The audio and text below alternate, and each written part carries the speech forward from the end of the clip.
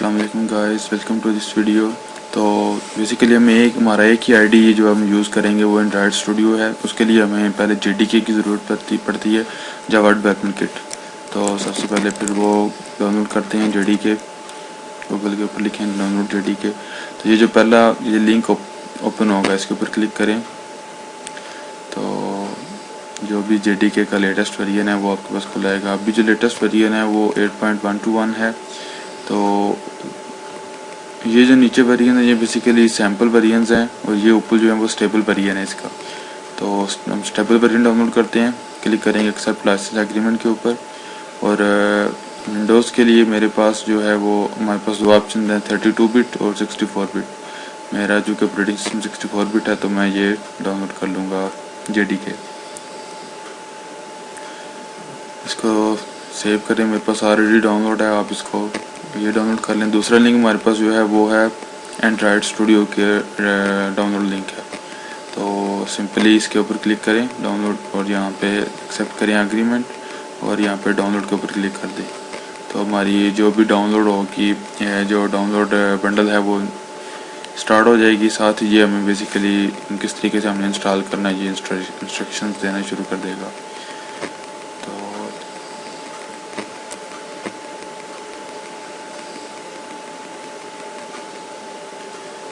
मेरी download start नहीं हुई।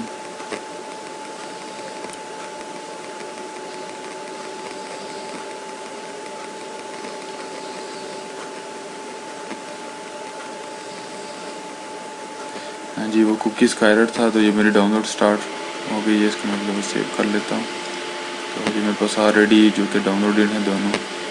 तो अभी सबसे पहले हम जेडीके को इंस्टॉल करेंगे और उसके बाद फिर हम जो है वो अपना एंड्रॉयड स्टूडियो इंस्टॉल करेंगे। ये मेरी इंस्टॉलेशन स्टार्ट हो गई है, नेक्स्ट करें और यहाँ पे नेक्स्ट करें।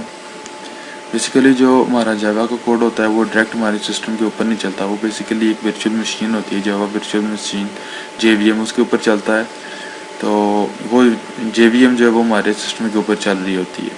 तो उसके लिए JVM के लिए हमें जेडीके रिक्वायर्ड होता है। तो एंड्रॉयड डेवलपमेंट के लिए हम जो फ्रंट एंड पे आगे हम देखेंगे कि यहाँ पे नेक्स्ट करें।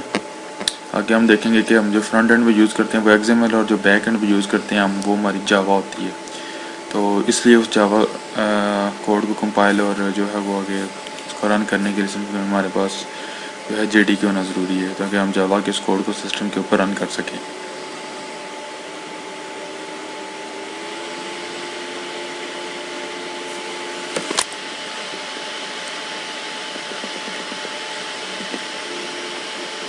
ये मेरी जो इंस्टॉलेशन है कंप्लीट हो गई है, इसको क्लोज करते हैं और एंड्रॉयड स्टूडियो की इंस्टॉलेशन स्टार्ट करते हैं।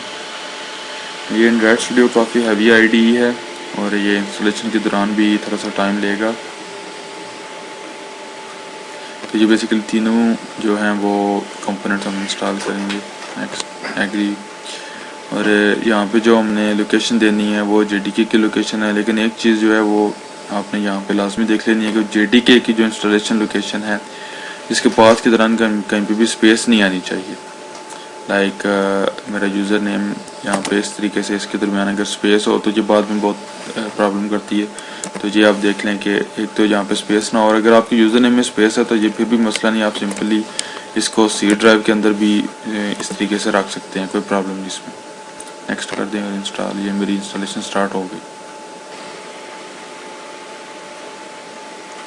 ये मेरी एंड्रॉयड SDK की जो इंस्टॉलेशन है वो भी स्टार्ट हो गई है। तो मेरी जो इंस्टॉलेशन है वो कंप्लीट हो चुकी है। तो इसको नेक्स्ट करते हैं और यहाँ पे फिनिश करते हैं। एंड्रॉयड स्टूडियो जो है वो रन होगा। अब जो है यहाँ पे एक छोटी सी प्रॉब्लम है जो कि आपने देखा कि हमने एंड्रॉयड जो SDK थी वो भी साथ इंस्टॉल किया था, SDK टूल भी। लेकिन अब जब एंड्रॉयड स्टूडियो रन होगा तो ये बोलेगा कि SDK जो है वो दोबारा इसने डाउनलोड करना है या प्लेटफॉर्म टूल्स इसने दोबारा डाउनलोड करना है। जब तक आप वो डाउनलोड नहीं करेंगे एंड्रॉयड स्टूडियो रन ही नहीं होगा। तो इस प्रॉब्लम को ओवरकम करने के लिए हमारे पास एक सोल्यूशन है। तो जब हम एंड्रॉयड स्टूडियो को रन करेंगे तो ये इसकी फर्स्ट टाइम कॉन्फ़िगरेशन विजिट है, नेक्स्ट करें। और कॉन्फ़िगरेशन के लिए मैं कस्टम ऑप्शन सेलेक्ट करूँगा, नेक्स्ट करें और इधर से थीम सेलेक्ट कर लें, नेक्स्ट करें। अब ये हमें कह रहा है कि एंड्रॉयड SDK वगैरह जो है वो आपको डाउनलोड करनी पड़ेगी। मेरे पास है जो कि मैंने ऑलरेडी इसको डाउनलोड किया हुआ है। आपके पास ये ऑप्शन यहाँ पे जो है नेक्स्ट नहीं बोलेगा कि डाउनलोड करना आपने, तो आपने क्या करना है यहाँ पे एडिट पे जाके, तो जहाँ पे भी मैंने सी ड्राइव के अंदर एसडीके अपना इंस्टॉल किया हुआ था, अगर आपने एंड्रॉयड किसी और जगह पे अपना एसडीके इंस्टॉल किया हुआ तो वो लोकेशन देके ओके करेंगे, तो साथ आपको ये प्लेटफॉर्म टूल्स इंस्टॉल करने पड़ेंगे। जैसे हम नेक्स्ट करेंगे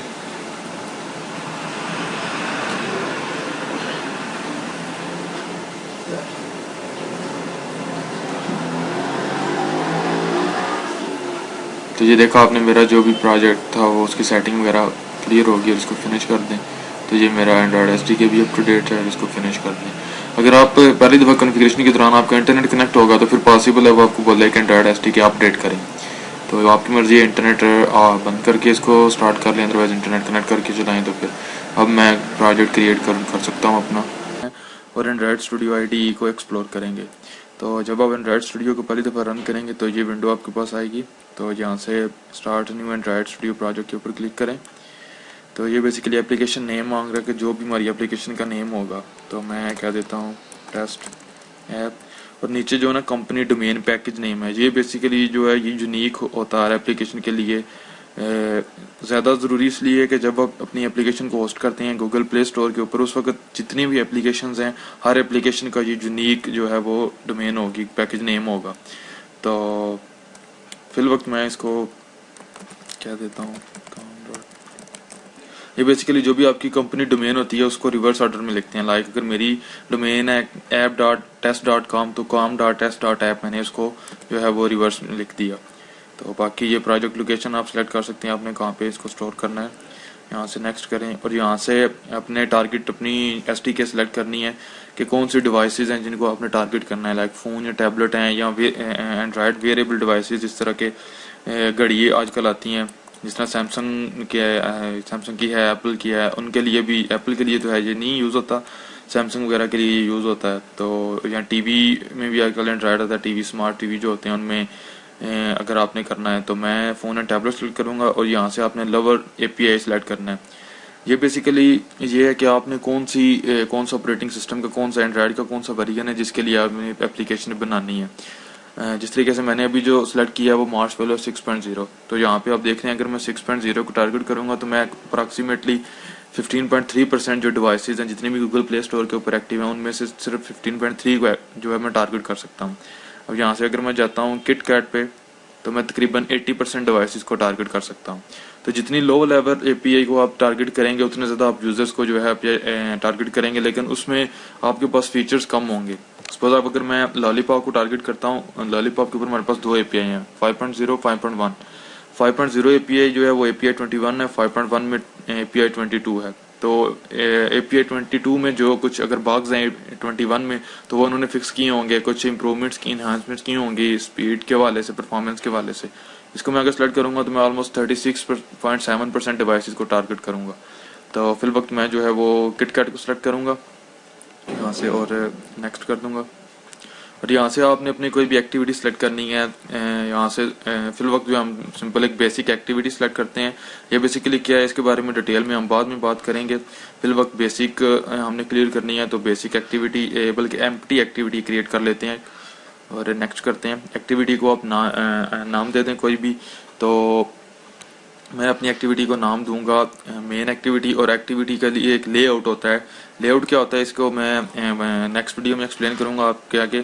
तो फिल वक्त इसको इसी तरीके से रहने दें और फिनिश कर दें और ये हमारा प्रोजेक्ट जो है वो क्रिएट होना शुरू हो जाएगा। ये हमारा प्रोजेक्ट क्रिएट हो गया और ये ग्रेडल बिल्ड जो है वो भी रनिंग है। एक दफ़ा ये ग्रेडल बिल्ड रनिंग कंप्लीट हो जाए तो फिर हमारा प्रोजेक्ट सक्सेसफुली कंप्लीट हो जाएगा।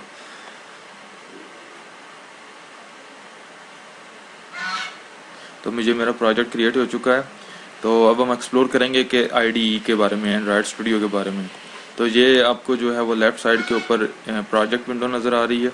ये इसके ऊपर अगर इसको मैं क्लोज कर दूं तो ये बेसिकली एंड्रॉयड व्यू में देख सकते हैं। प्रोजेक्ट व्यू भी आप देख सकते हैं, पैकेज देख सकते हैं। अपने प्रोजेक्ट को देखने के डिफरेंट व्यूज़ हैं, लेकिन मैं एंड्रॉयड ही सेलेक्ट करूँगा। ऐप के अंदर जाएँ, जावा के अंदर जाएँ और यहाँ पे वो बेसिकली हमारी एक्टिविटी की फाइल होती है जिसके ऊपर हम जहाँ पे हमने कोड किया होता है और रिसोर्सेज में हमारे पास वो रिसोर्सेज होते हैं जो हम अपनी एप्लीकेशन में यूज़ करते हैं। लाइक अगर मैंने कोई एप्लीकेशन के अंदर इमेज यूज़ करनी है या आइकन उसका चेंज करना है तो वो मैं ड्राइवेबल में रखूँगा।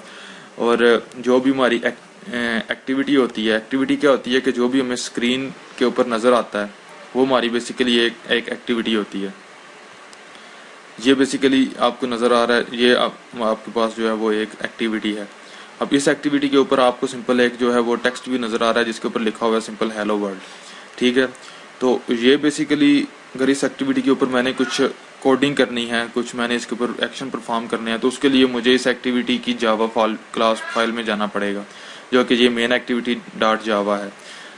और अब इस एक्टिविटी के main activity dot Java file के अंदर अगर आप देखें फिल वक्त इसको छोड़ने के ऑन क्रिएट मेथड क्या करता है, सिंपल ये देखें सेट कंटेंट व्यू के अंदर जो हम लेआउट यूज़ कर रहे हैं वो एक्टिविटी अंडरस्कोर मेन है जो कि हमारी एक XML फाइल है। XML फाइल हमारी क्या करती है, जो भी हमारे कंट्रोल्स नज़र आते हैं हमें स्क्रीन के ऊपर, जिस तरह ये हमारे पास टेक्स्ट व्यू है और यहाँ पे अगर मैं फर्ज करें एक चेक बॉक्स भी रख देता हूँ इधर, तो ये जो कंट्रोल्स हैं जो फ्रंट एंड के ऊपर हमें नज़र आता है, फ्रंट एंड डिज़ाइन होता है वो बेसिकली XML के अंदर होता है। और जो बैक एंड के ऊपर इन कंट्रोल्स की मदद से हम ऑपरेशन परफॉर्म करते हैं वो हमारी जावा क्लास के अंदर, जावा फाइल के अंदर हमने वो कोडिंग करनी होती है। जावा क्लास के अंदर हमारे पास वो फंक्शनैलिटी पड़ी होती है। तो कौन सी जावा क्लास ने कौन सा जो है वो कौन से लेआउट को डिस्प्ले करवाना है, उसके लिए फिर हम ये चीज़ यूज़ करते हैं कि set content view R dot layout dot activity underscore main. तो ये बेसिकली सिंपल क्या करेगी, इन शॉर्ट जब ये जावा क्लास फाइल रन होगी तो ये एक्टिविटी अंडरस्कोर मेन की XML जो फाइल है उसको लोड कर देगी, जिसके ऊपर हमारे पास ये दो कंट्रोल्स पड़े हुए हैं। इसके नीचे अगर आए हमारे पास तो हमारे पास वैल्यूज़ हैं, यहाँ पे कलर्स, डायमेंशन, स्ट्रिंग्स, स्टाइल्स। अगर आपने कोई स्ट्रिंग जो है वो पूरी एप्लीकेशन में यूज़ करनी है तो बजाय इसके कि अगर आपको स्ट्रिंग चेंज करनी पड़ जाए और आप हर जगह पे जाकर यूज़ चेंज करें, आप सिंपली यहाँ पे उसको ग्लोबली एक डिक्लेयर करते हैं और वहाँ फिर उसको यहाँ पे चेंज करेंगे तो वो पूरी एप्लीकेशन में चेंज हो जाएगी। यहाँ पे आपके पास डायमेंशन है, कलर्स अगर आपने डिक्लेयर करने हैं तो ये हो गया। अब जब भी हम कोई भी XML फाइल ओपन करते हैं तो उसके लिए हमारे पास दो जो हैं पर्सपेक्टिव्स हैं, एक हमारे पास डिज़ाइन व्यू है और एक टेक्स्ट व्यू है। डिज़ाइन व्यू के ऊपर यहाँ से आप देख सकते हैं मैंने डिज़ाइन व्यू के ऊपर क्लिक किया तो ये मेरे पास एप्लीकेशन का जो डिज़ाइन व्यू है वो मेरे सामने मुझे नज़र आ रहा है। यहाँ पे इसके भी लेफ्ट साइड के ऊपर यहाँ पे मेरे पास कंट्रोल्स नज़र आ रहे हैं, विजेट्स हैं, टेक्स्ट फील्ड्स हैं, लेआउट्स हैं, कंस्ट्रेंट्स हैं, इमेजेस एंड मीडिया है, डेट एंड टाइम है, ट्रांजिशंस हैं, एडवांस्ड हैं। इसी तरीके से काफ़ी ज़्यादा जो है वो मेरे पास यहाँ पे कंट्रोल मुझे नज़र आ रहे हैं। सपोज अगर मैंने कोई लेआउट यूज़ करना है तो मैं ग्रिड लेआउट, फ्रेम लेआउट यहाँ से यूज़ कर सकता हूँ।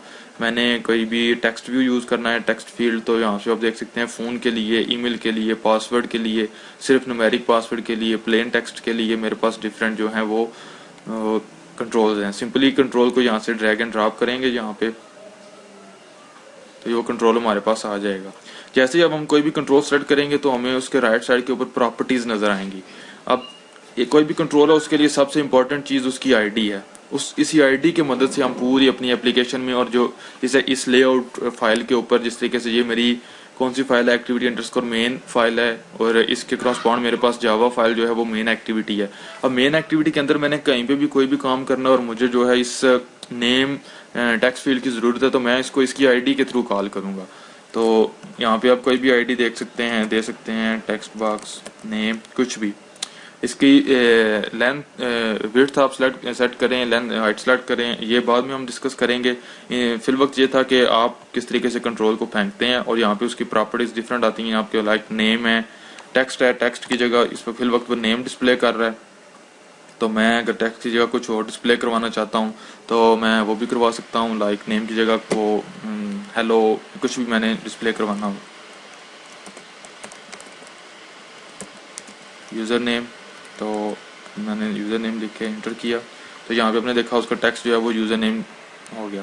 इसी से काफ़ी ज़्यादा इसकी टेक्स्ट स्टाइल्स वगैरह इसकी बोल्ड कर सकते हैं। आप देखा आपने कि बोल्ड हो गया तो ये आप चेंज कर सकते हैं। अब इसी जो डिज़ाइन है इसके क्रॉसपाउंड हमारे पास एक टेक्स्ट व्यू है जो बेसिकली XML फाइल है। इसमें फ्रंट एंड पे डिज़ाइन व्यू में हम ड्रैग एंड ड्रॉप से करते हैं अपना काम और टेक्स्ट व्यू में जाके हमारे पास XML की कोडिंग आ जाती है। लाइक जो मैंने चेक बॉक्स फेंका था इधर, ये आप देख सकते हैं, ये मेरे पास चेक बॉक्स है। अब अगर XML के अंदर जाके मैं सिंपल चेक बॉक्स को यहाँ से चेक बॉक्स को डिलीट कर दूँ तो सेव करूँ, यहाँ पे आप देखेंगे, सॉरी डिज़ाइन व्यू में आप देखेंगे कि मेरे पास चेक बॉक्स जो है वहाँ से गायब हो गया। अब अगर यूज़र नेम है जो बेसिकली हमारे पास, सॉरी टेक्स्ट व्यू में जाना है, मेरे पास एक जो है वो एडिट टेक्स्ट फील्ड है, तो इसका टेक्स्ट यूज़र है, तो मैं यहाँ पे अगेन लिख देता हूँ नेम ऑफ द यूज़र। अब अगर दोबारा मैं डिज़ाइन व्यू में जाऊँगा तो आप देखेंगे जो चेंज हो चुका है। इस तरीके से यहाँ पे सॉरी टेक्स्ट, यहाँ पे मेरे पास काफ़ी ज़्यादा एट्रीब्यूट्स आएंगे, लाइक एंड्रॉयड ऑन क्लिक के अंदर बेसिकली हम क्या दिस ऑन क्लिक के अंदर बेसिकली हम वो उस मेथड का नाम देते हैं कि जब भी इसके ऊपर यूज़र क्लिक करे, यानी कि क्लिक से मेरा टच करेगा या प्रेस करेगा कोई बटन, तो जो है ये मेथड कॉल होगा। तो ये भी डिटेल बाद में देखेंगे। सिंपल ये है कि हमारे पास डिफरेंट एट्रीब्यूट्स होते हैं, लाइक एंड्रॉयड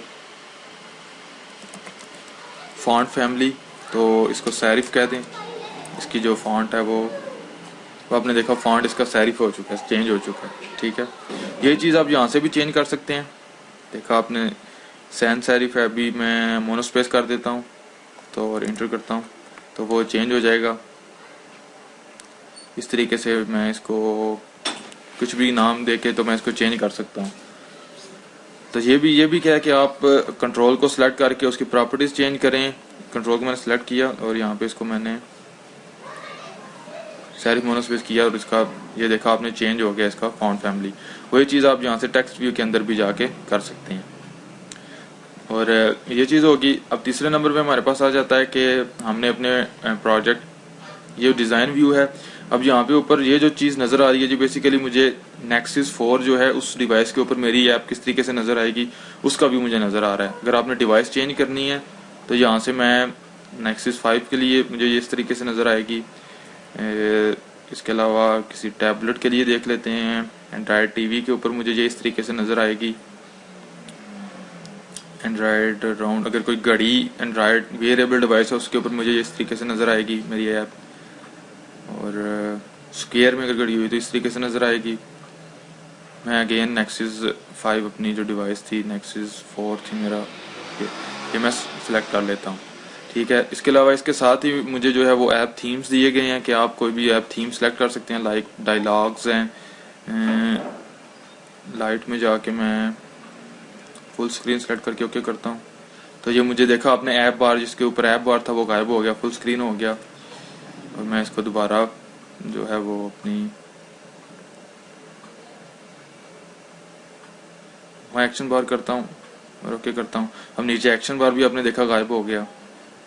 तो इस तरीके से डिफरेंट जो वो थीम्स हैं वो आप यूज़ कर सकते हैं, ठीक है। मैंने अभी अलर्ट थीम यूज़ की तो इसका बिल्कुल ही चेंज हो गया थीम। टीसेंट के अंदर जाएं तो फुल स्क्रीन यूज़ करें, ऐप थीम सेलेक्ट करें तो आपके पास डिफ़ॉल्ट वही देखा आपने, एक्शन बार भी आ गया नीचे भी और ऊपर भी। और इसके आगे लैंग्वेज है और इसके आगे जो है वो बेसिकली मेरे पास जो ओरिएंटेशन है, लाइक लैंडस्केप है। इसको मैं किसी और लेआउट डिज़ाइन में भी चेंज कर सकता हूँ। ये चीज़ मैं यहाँ से देखें, अब अगर मैं स्विच टू लैंडस्केप में देख सकता हूँ इसको, landscape with keyboard, different options आपके पास हैं, वो आपकी एप्लीकेशन के मुताबिक आप इनको एक्सप्लोर कर सकते हैं। तो मैं इसको लेआउट के मुताबिक चेंज कर देता हूँ। यहाँ पे आप यहाँ से जूम इन कर सकते हैं, जूम आउट कर सकते हैं अपनी एप्लीकेशन को चेक करते हुए। यहाँ से आप इसको फुल स्क्रीन में लेके जा सकते हैं। यहाँ से आप इसको जो है वो पैन एंड जूम है आपके पास ऑप्शन है। तो ये था कि आप किस तरीके से एक प्रोजेक्ट क्रिएट करते हैं और एंड्रॉयड स्टूडियो को थोड़ा सा हमने एक्सप्लोर किया है। और नेक्स्ट वीडियो में हम देखेंगे कि किस तरीके से हम जो है सिंपल एक टेक्स्ट बॉक्स के अंदर डेटा इंटर करते हैं और सिंपल टेक्स्ट बॉक्स को देखेंगे और किस तरीके से हम वर्चुअल डिवाइस के ऊपर और फिजिकल डिवाइस दोनों के ऊपर किस तरीके से अपनी एप्लीकेशन को रन कर एंड्रॉयड स्टूडियो में अपनी एप्लीकेशन को एंड्रॉयड जो है डिवाइस के ऊपर एमुलेटर के ऊपर रन करते हैं और किस तरीके से फिजिकल डिवाइस के ऊपर हम रन करते हैं। तो फिल वक्त हमने लास्ट लेक्चर में अपनी टेस्ट ऐप प्रोजेक्ट क्रिएट किया था उसी को रहने देता हूँ, मैं उसको चेंज नहीं करता। तो सिंपल आप इसी जो अपनी एक्टिविटी है उसको अगर मैंने रन करना है एंड्रॉयड एमुलेटर के ऊपर तो सिंपल यहाँ पे प्ले के बटन के ऊपर क्लिक करें। तो यहाँ पे आपके ऊपर जो है अगर तो आपकी कोई फिजिकल डिवाइस कनेक्ट है तो वो वहाँ यहाँ पे आपको कनेक्टेड डिवाइसेस में शो होगी, अदरवाइज अवेलेबल वर्चुअल डिवाइसेस में आपको शो होगी। तो मेरे पास अभी 3 डिवाइसेस हैं, तो आपके पास कोई डिवाइस नहीं होगी तो न्यू वर्चुअल डिवाइस क्रिएट करते हैं, इसके ऊपर क्लिक करें। यहाँ से जो भी डिवाइस आपने सेलेक्ट करनी है वो सिलेक्ट करें। मैं नेक्सस 5 सेलेक्ट करूँगा, इसको नेक्स्ट करें। अब यहाँ पे जो है आपके पास रिकमेंडेड इमेजेस दे रहा है, ये वो एंड्रॉयड के वेरिएंट हैं जो मेरे पास मेरे सिस्टम की, जिनकी इमेजेस मेरे लैपटॉप के अंदर इंस्टॉल्ड हैं, यानी कि मैंने डाउनलोड किया हुआ है। अगर कोई और इमेज मैंने यूज़ करनी है तो उसके लिए मुझे इंटरनेट के साथ कनेक्ट हो गया तो वो जो है इमेज जो है डाउनलोड करनी पड़ेगी। तो मैं एंड्रॉयड 6.0 सेलेक्ट करूँगा। अब अगर मैं यहाँ पे इंटरनेट के साथ कनेक्ट हो जाता हूँ और इसको रिफ्रेश करता हूँ, क्योंकि पहली दफ़ा आपको भी इमेज जो है वो डाउनलोड करनी पड़ेगी। मुझे भी पहली दफ़ा मैंने भी डाउनलोड की हुई है, एक दफ़ा डाउनलोड कर लें उसके बाद फिर आप इसको किसी भी तरीके से यूज़ कर सकते हैं। तो ये अभी तक रिफ्रेशिंग है, ये रिफ्रेश इसका कंप्लीट होगा। तो जिस तरीके जैसे ही मेरा ये मेरी लिस्ट रिफ्रेश होगी तो आपके पास जिस तरह पहले मेरे पास लिस्ट आ रही थी पूरी लिस्ट आएगी। तो उस लिस्ट के बाद आपने कोई भी अगर और API एंड्रॉयड का वेरिएंट जो है वो डाउनलोड करना है तो आप वो भी डाउनलोड कर सकते हैं। लाइक मेरे पास अभी नगेट है, मैंने मेरे पास मार्शमेलो भी डाउनलोडेड है, मैंने मार्शमेलो का 64 बिट वर्जन यूज़ करना है। लाइक लॉलीपॉप मैंने अगर यूज़ करना है तो मुझे यहाँ पे पहले उसको डाउनलोड करना पड़ेगा। मैंने सेलेक्ट किया, देखा आपने नीचे एरर आ रहा है, system image must be selected to continue. तो मैं अभी सिंपल मार्शमेलो सेलेक्ट करूँगा, यहाँ पे नेक्स्ट कर दूंगा। यहाँ पे डिवाइस का नाम दे दें, मैं इसको नाम दूंगा टेस्टिंग डिवाइस। लैंडस्केप करना है या पोर्ट्रेट आप इसको सिलेक्ट कर सकते हैं। ग्राफिक्स काफ़ी ज़्यादा आपके पास ऑप्शंस हैं। पहला ऑप्शन ये है कि आप इसके डिस्प्ले रेजोल्यूशन चेंज कर सकते हैं डिवाइस का, उसको हमने नहीं चेंज करना। मार्शमेलो है, इसको अगेन आप इमेज चेंज कर सकते हैं। और इसकी ओरिएंटेशन है एमुलेटेड परफॉर्मेंस, ग्राफिक्स आपने ऑटोमेटेड रखने हैं या हार्डवेयर सॉफ्टवेयर किस तरीके से इसको करना है। ये काफ़ी टेक्निकल डिटेल्स हैं, इसमें जाने की हमें ज़रूरत नहीं, सिंपल हम यहाँ पे इसको फिनिश कर देंगे तो हमारी जो वर्चुअल डिवाइस होगी वो क्रिएट हो जाएगी।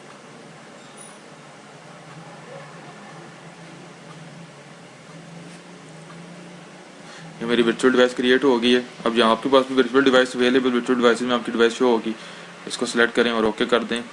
तो फर्स्ट टाइम ये थोड़ा सा टाइम लेगा स्टार्ट होने में। ये मेरी डिवाइस शो होगी मेरे पास, अब ये स्टार्ट होगी।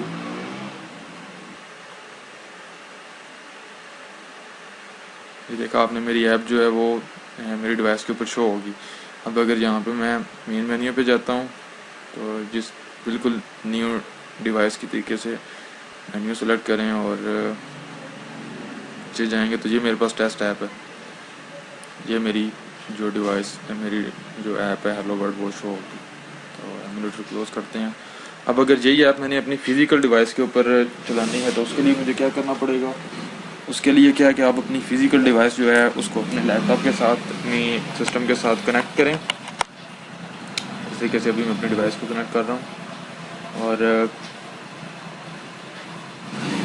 उस डिवाइस के ऊपर जो है सेटिंग में जाके आपको USB डिबगिंग इनेबल करनी पड़ेगी। अगर USB डिबगिंग इनेबल नहीं है तो उसको इनेबल करने के 2-3 तरीके हैं जो कि एंड्रॉयड के किटकैट और मार्शमेलो और एंड्रॉयड इनके लिहाज से चेंज होते हैं। लेकिन मेन ये है कि उसके सेटिंग में जाकर जो है वो आपने एंड्रॉयड वर्जन जो है उसको 7 दफ़ा आपने प्रेस करना है तो USB डिबगिंग इनेबल हो जाएगी।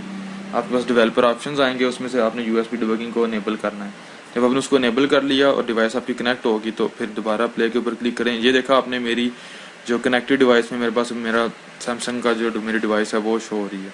उसको मैं ओके करूँगा जैसे ही, तो इधर डिवाइस के ऊपर मेरे पास मेरी ऐप शो होना शुरू हो जाएगी। तो ये मेरी डिवाइस के ऊपर मेरी ऐप जो है मुझे शो होगी, मेरी डिवाइस के ऊपर इसने चलना शुरू कर दी है। अब यहाँ पे भी देख सकते हैं कि जब मैं अपनी डिवाइस के ऊपर कोई टच करता हूँ, सिर्फ टच करता हूँ, तो यहाँ पे भी आपको उसका रिस्पॉन्ड जो है वो नज़र आता है। तो आज की वीडियो के इस लेक्चर में इतनी था कि हम किस तरीके से अपनी जो ऐप है उसको जो है वर्चुअल डिवाइस के ऊपर और फिजिकल डिवाइस के ऊपर वो रन करते हैं। अपने प्रोजेक्ट के ऑन क्रिएट मेथड का स्ट्रक्चर और सेट कॉन्टेक्ट व्यू को ये क्या है और इसको हम क्यों यूज़ करते हैं और कैसे इस्तेमाल करते हैं। तो जैसे हम कोई भी ब्लैंक प्रोजेक्ट क्रिएट करते हैं और उसके अंदर मेरे पास ये एक एम्प्टी एक्टिविटी है। बेसिकली ज़्यादातर ये होता है प्रोजेक्ट क्रिएट करते हुए हम या तो एम्प्टी एक्टिविटी सेलेक्ट करते हैं, यहाँ से सपोज अगर मैं प्रोजेक्ट के ऊपर न्यू एक्टिविटी क्रिएट करूँ, या तो बेसिक एक्टिविटी सेलेक्ट करते हैं या एम्प्टी एक्टिविटी सेलेक्ट करते हैं। बेसिक एक्टिविटी में एक मेन्यू भी होता है, फ्लोटिंग एक्शन बार भी होता है, दो तीन बेसिक जो फंक्शंस है वो इंक्लूड होते हैं पहले से, जबकि एम्प्टी एक्टिविटी में सिंपल हमारे पास एक लेआउट फाइल होती है, ये XML की लेआउट फाइल, और हमारे पास हमारी एक्टिविटी जावा फाइल होती है। तो हमारी कोई भी नेक्स्ट हम देखेंगे कि अपनी एक्टिविटी का लाइफ साइकिल। तो अभी अभी के लिए आप सिंपल इतना याद रखें, जैसे ही हमारी एप्लीकेशन रन होती है तो सबसे पहले जो है वो ऑन क्रिएट मेथड कॉल होता है। तो जैसे ही ऑन क्रिएट मेथड कॉल होगा तो ऑन क्रिएट मेथड के अंदर एज अ पैरामीटर हमारे पास बंडल क्लास का एक ऑब्जेक्ट आ रहा है, सेव्ड इंस्टेंस स्टेट। तो बंडल क्लास बेसिकली क्या करती है, सिर्फ इतना याद रख लें, बंडल क्लास के अंदर हमारी जितनी भी एक्टिविटी की स्टेट होती है, एक्टिविटी की स्टेट से मुराद ये है कि करंटली यूजर इंटरफेस के ऊपर जितने भी हमारे पास कंट्रोल्स होते हैं उनकी जितनी भी वैल्यूज है। फॉर एग्जांपल एक टेक्स्ट बॉक्स के अंदर यूजर ने कुछ टाइप किया हुआ था, कोई बटन यूजर ने सिलेक्ट किया हुआ था नहीं था, लिस्ट व्यू में यूजर ने कोई जो है वो आइटम सिलेक्ट किया हुआ था, या ड्रॉप डाउन लिस्ट जिसको एंड्रॉइड में हम स्पिनर कहते हैं उसके अंदर कोई वैल्यू सिलेक्टेड थी, चेक बॉक्सेस का एक ग्रुप था, या रेडियो बटन का एक ग्रुप था, तो उसमें से यूजर ने कोई बटन सेलेक्ट किया हुआ था या नहीं। ये सारी चीजें जो हैं ये बेसिकली हमारी एक्टिविटी की स्टेट होती है। तो ये सारी सारी स्टेट सेव होती है और वो बंडल क्लास के एक ऑब्जेक्ट के अंदर हम सेव कर देते हैं। तो एंड्रॉयड की जो एक्टिविटी का लाइफ साइकिल होता है उसमें ये होता है कि जैसे ही हमारी एक्टिविटी की ओरिएंटेशन, हमारी एप्लीकेशन की ओरिएंटेशन चेंज होती है, लाइक वो लैंडस्केप से पोर्ट्रेट में जाती है या पोर्ट्रेट से अगेन लैंडस्केप पे आती है, तो हमारी एक्टिविटी टोटली जो है वो स्टॉप होकर डिस्ट्रॉय होकर नए सिरे से क्रिएट होती है। लेकिन आपने नोट किया होगा कि छोटी से छोटी एप्लीकेशन हो या बड़ी से बड़ी एप्लीकेशन, अगर जब हम ओरिएंटेशन से स्विच करते हैं वन जो है वो मोड टू अनदर मोड, लेकिन हमारी एक्टिविटी का जो डेटा होता है वो कांस्टेंट रहता है, हालांकि एक्टिविटी हमारी क्रिएट होकर अगेन डिस्ट्रॉय होकर फिर क्रिएट हुई होती है।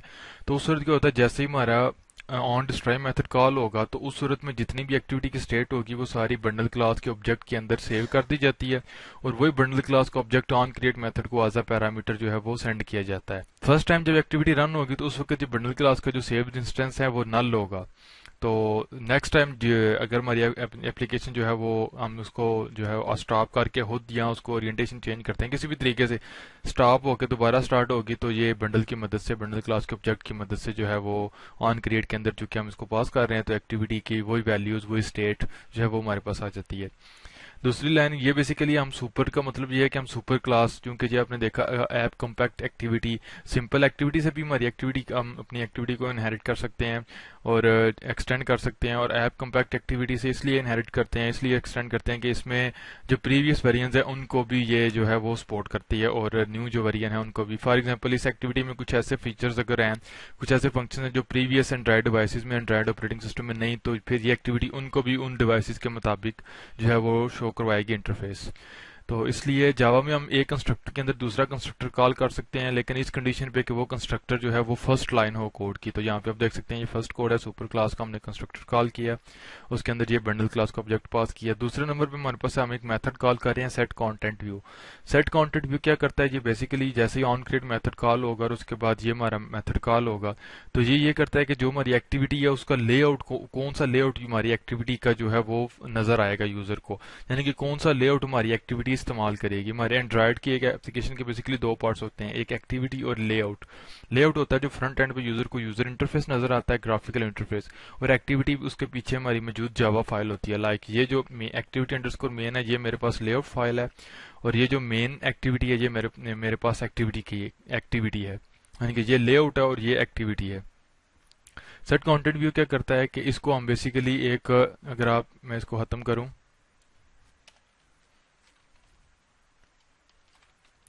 ये आपने देखा होगा सेंड कंटेंट व्यू हमसे एक व्यू बेसिकली ले रहा है। तो ये वाइड रिटर्न कर रहा है। इसको अगर मैं लिखूं तो मुझे अब यहाँ पे कोई ना कोई व्यू देना पड़ेगा।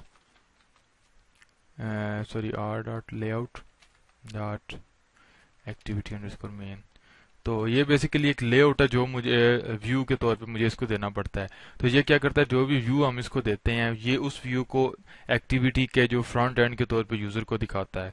सपोज अब इस सेट कंटेंट व्यू के अंदर मैंने बेसिकली, मेरे पास अभी एक ही लेआउट है एक्टिविटी अंडरस्कोर मेन, ये लेआउट मेरा अभी जो है वो यूजर के पास जाएगा, शो होगा। तो अब सपोज मैं यहाँ पे अगर कोई और एक लेआउट क्रिएट कर लेता हूँ, new layout resource file, new layout, और इसका कंस्ट्रेंट लेआउट। इस पे सिंपली आपको समझाने के लिए मैं इधर एक टेक्स्ट भी लगा देता हूँ और इसका टेक्स्ट मैं चेंज कर देता हूँ।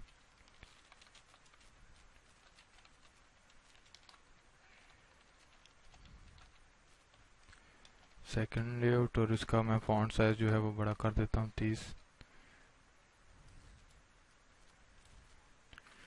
अब यहाँ पे एक्टिविटी के अंदर, यहाँ पे सेट कॉन्टेंट व्यू के अंदर मैंने लेआउट जो है वो मैं ये आप देख सकते हैं, पहले एक्टिविटी अंडरस्कोर मेन दिया हुआ, अब मैं इसको न्यू लेआउट दूंगा। तो इसको खत्म करते हैं, न्यू लेआउट। अब मैं एप्लीकेशन को अगर एमुलेटर के ऊपर चलाऊंगा तो आप देखेंगे कि जो हमारी एप्लीकेशन होगी उसके ऊपर जो व्यू हमें नजर आएगा वो बेसिकली हमारे पास न्यू लेआउट होगा। आपने देखा ना, दिस इज सेकंड लेआउट। अगर मैं पहले वाला activity underscore main layout use क्या है और हम अपने लेआउट्स को किस तरीके से अपनी एप्लीकेशन के अंदर यूज करते हैं, तो सबसे पहले मैं आपको बताता हूँ कि कंस्ट्रेंट लेआउट क्या है। Constraint layout basically last video में हमने देखा था रिलेटिव लेआउट, जिसमें अपने व्यूज को हम रिलेटिव टू पेरेंट और रिलेटिव टू अदर व्यूज जो है वो स्क्रीन के ऊपर पोजीशन करते हैं। तो कंस्ट्रेंट लेआउट भी उसी की तरह का एक लेआउट है। और कंस्ट्रेंट लेआउट के अंदर एक फॉर एग्जाम्पल इसके अंदर मैं एक बटन लगा देता हूँ और एक टेक्स्ट भी लगा देता हूँ। अब कंस्ट्रेंट लेआउट के अंदर सबसे बड़ा जो इशू अभी बिगिनर्स को आता है वो ये है कि मिसाल के तौर पे अगर मेरे पास रिलेटिव लेआउट यहाँ पे होता और ये दो बटन होते और मैं अपनी एप्लीकेशन को रन करता तो ये इसी जगह पे मुझे स्क्रीन के ऊपर नजर आने थे। लेकिन सपोज अब अगर मैं अपनी इस एप्लीकेशन को एमुलेटर के ऊपर रन करके दिखाऊं आपको,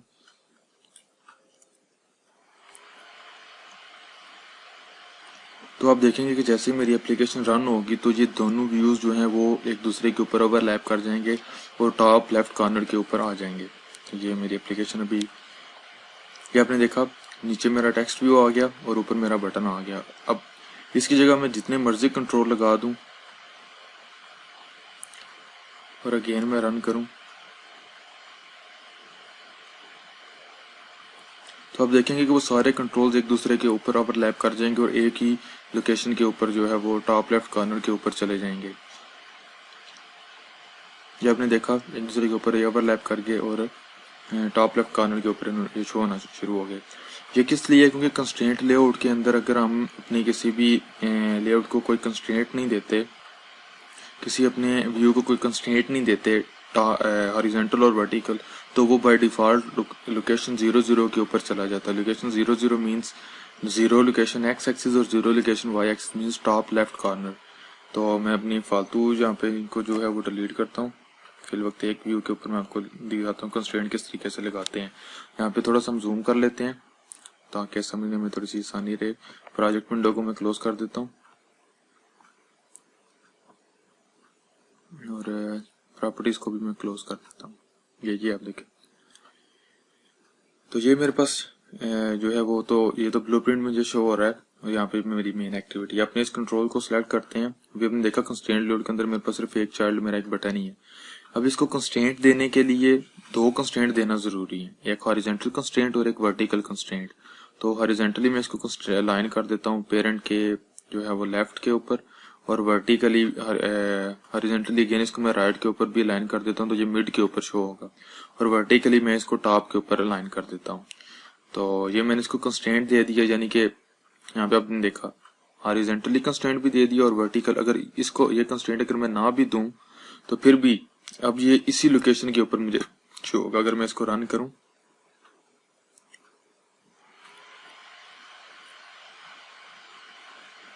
तो ये आपने देखा अब ये लोकेशन 0 0 के ऊपर क्यों नहीं गया, क्योंकि मिनिमम दो कंस्ट्रेंट रिक्वायर्ड होते हैं, हॉरिजॉन्टल और वर्टिकल, यानी कि x axis along the X axis और अलोंग द वाई एक्सिस, वो दोनों में कंस्ट्रेंट मैंने इसको दे दिए हैं, तो इसलिए ये शो नहीं हुआ। अब सपोज करें, सॉरी मेरा एमुलेटर थोड़ा सा मसला कर रहा है। अब यहाँ पे मैं कोई एक और टेक्स्ट व्यू लगा रखता हूँ। अब मैं चाहता हूँ कि ये इसी जगह पे शो हो जहाँ पे ये है, तो सिंपली मैं इसको इस बटन के नीचे भी शो करवा सकता हूँ यहाँ पे ऐसे। और ये अब इसको मैंने Y along the Y axis तो कंस्ट्रेंट दे दिया, लेकिन अलोंग द एक्स एक्सिस मैंने इसको कोई कंस्ट्रेंट नहीं दिया। अब अगर इसको मैं रन करूंगा तो टेक्स्ट व्यू मेरा जो है वो अलोंग द वाई एक्सिस तो इसी लोकेशन पे शो होगा यहाँ पे, लेकिन along the X axis again वो 0 लोकेशन के ऊपर चला जाएगा। इसको भी चेक करते हैं हम रन करके।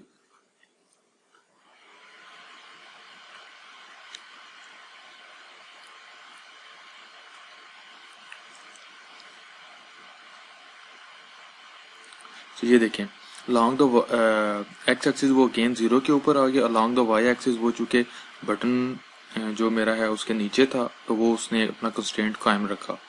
अब अगर मैं चाहता हूँ कि अलॉन्ग द वाई एक्सिस भी वो यहाँ पे ही शो हो तो सिंपली क्या है, यहाँ पे मैं इसको ये कंस्ट्रेंट भी दे देता हूँ और थोड़ा सा इधर मूव कर देता हूँ या इधर मूव कर देता हूँ। अब ये यहाँ पे ही शो होगा जहाँ पे मैंने इसको प्लेस किया, क्यों? क्योंकि इसको मिनिमम 2 कंस्ट्रेंट रिक्वायर्ड थे, along the X axis, along the Y axis, वो दोनों मैंने इसको बता दिए।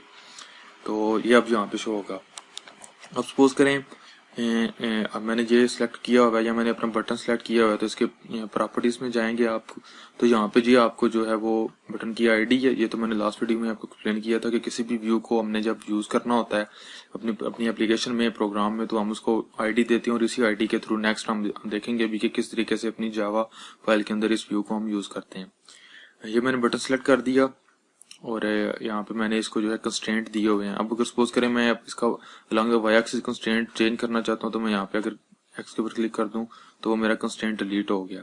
मैं कंस्ट्रेंट दोबारा सेट करता हूँ। अब यहाँ पे मेरे पास ये जो है इसका मार्जिन आ रहा है, इस मार्जिन को भी मैं चेंज कर सकता हूँ 24, 32 या कुछ भी मैं टाइप भी कर सकता हूँ, लाइक मैं इधर 30 टाइप कर देता हूँ तो आपने देखा कंस्ट्रेंट मेरा 30 सेट हो गया। सेम वे मैं इधर भी सेट कर सकता हूँ लाइक 80, तो आपने देखा 80 सेट हो गया। ये इसके अंदर मुझे जो है ये इसकी कंट्रोल की प्रॉपर्टीज मुझे नजर आ रही हैं। करंटली जो मेरे पास रैप कंटेंट है, रैप कंटेंट क्या होता है? रैप कंटेंट ये होता है कि हमारा नेक्स्ट वीडियो में हम जब बटन्स क्रिएट करेंगे, व्यूज दूसरे क्रिएट करेंगे, तो भी मैं आपको एक्सप्लेन करूंगा कि जो हमारा बटन है उसकी जो लेंथ और विड्थ है वो सिंपली उतनी होनी चाहिए जितना उसके अंदर कंटेंट है। यानी कि यहाँ पे बटन लिखा हुआ है तो बटन का जितना टेक्स्ट का साइज है, टेक्स्ट की लेंथ है, उतना ही इसका साइज होना चाहिए। अगर इसको मैं ये मेरे पास देख लें क्या हो गया, ये मेरे पास फिक्स्ड हो गया। अब इसका साइज इतना ही रहेगा, इससे बड़ा या छोटा नहीं होगा। अगर मैं ज्यादा टेक्स्ट लिखूंगा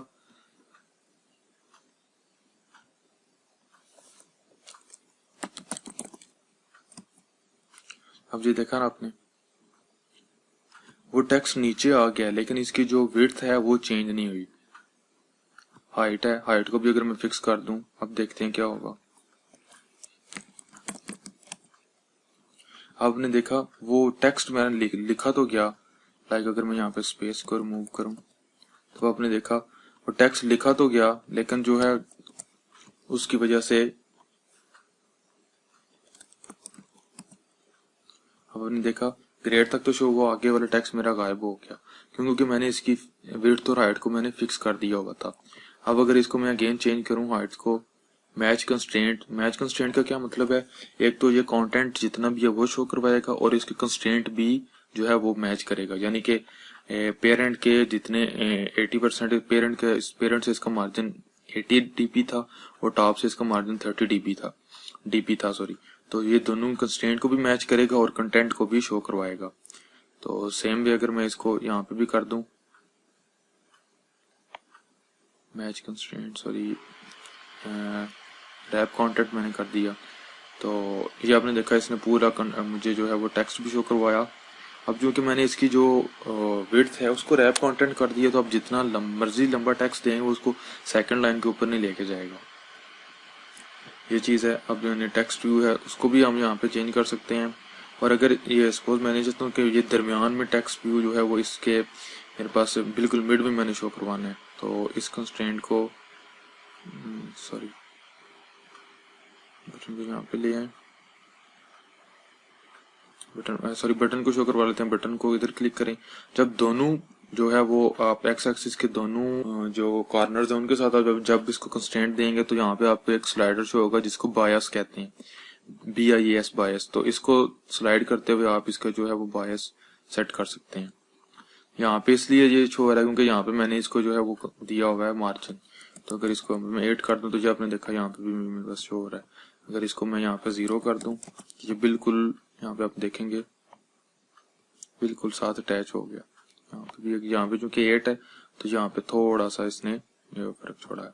सेम वे अगर मैं इसको चाहता हूँ मैं वर्टिकली भी लॉन्ग द वाई एक्सिस भी करूँ तो इसको भी यहाँ पे कंस्ट्रेंट दे दें।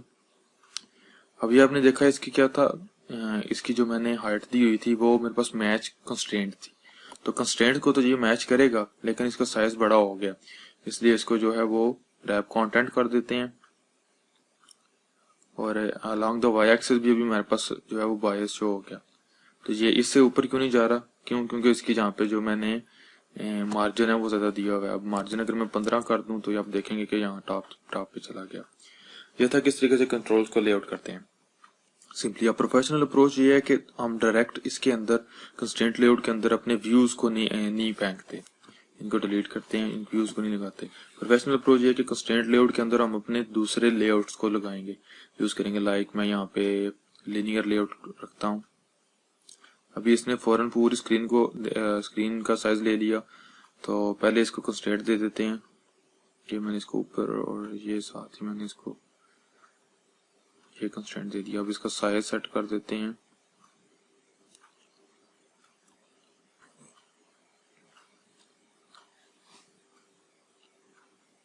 इसको सिलेक्ट करके ये आपने देखा, मैंने इसको टॉप और बटन दोनों तरफ इसका कंस्ट्रेंट दे दिया। अब इस लिनियर लेआउट के अंदर अगर मैं कोई बटन लगाता हूँ, इसकी ओरिएंटेशन जो कि अभी वर्टिकल है तो वो वर्टिकल शो होंगे बटन। और टेक्स्ट व्यू ये हो गया। तो इसी कंस्ट्रेंट लेआउट को सिलेक्ट करता हूँ और एक और लिनियर लेआउट लगा लेते हैं, रिलेटिव लेआउट हम इधर नीचे लगा लेते हैं। तो इसको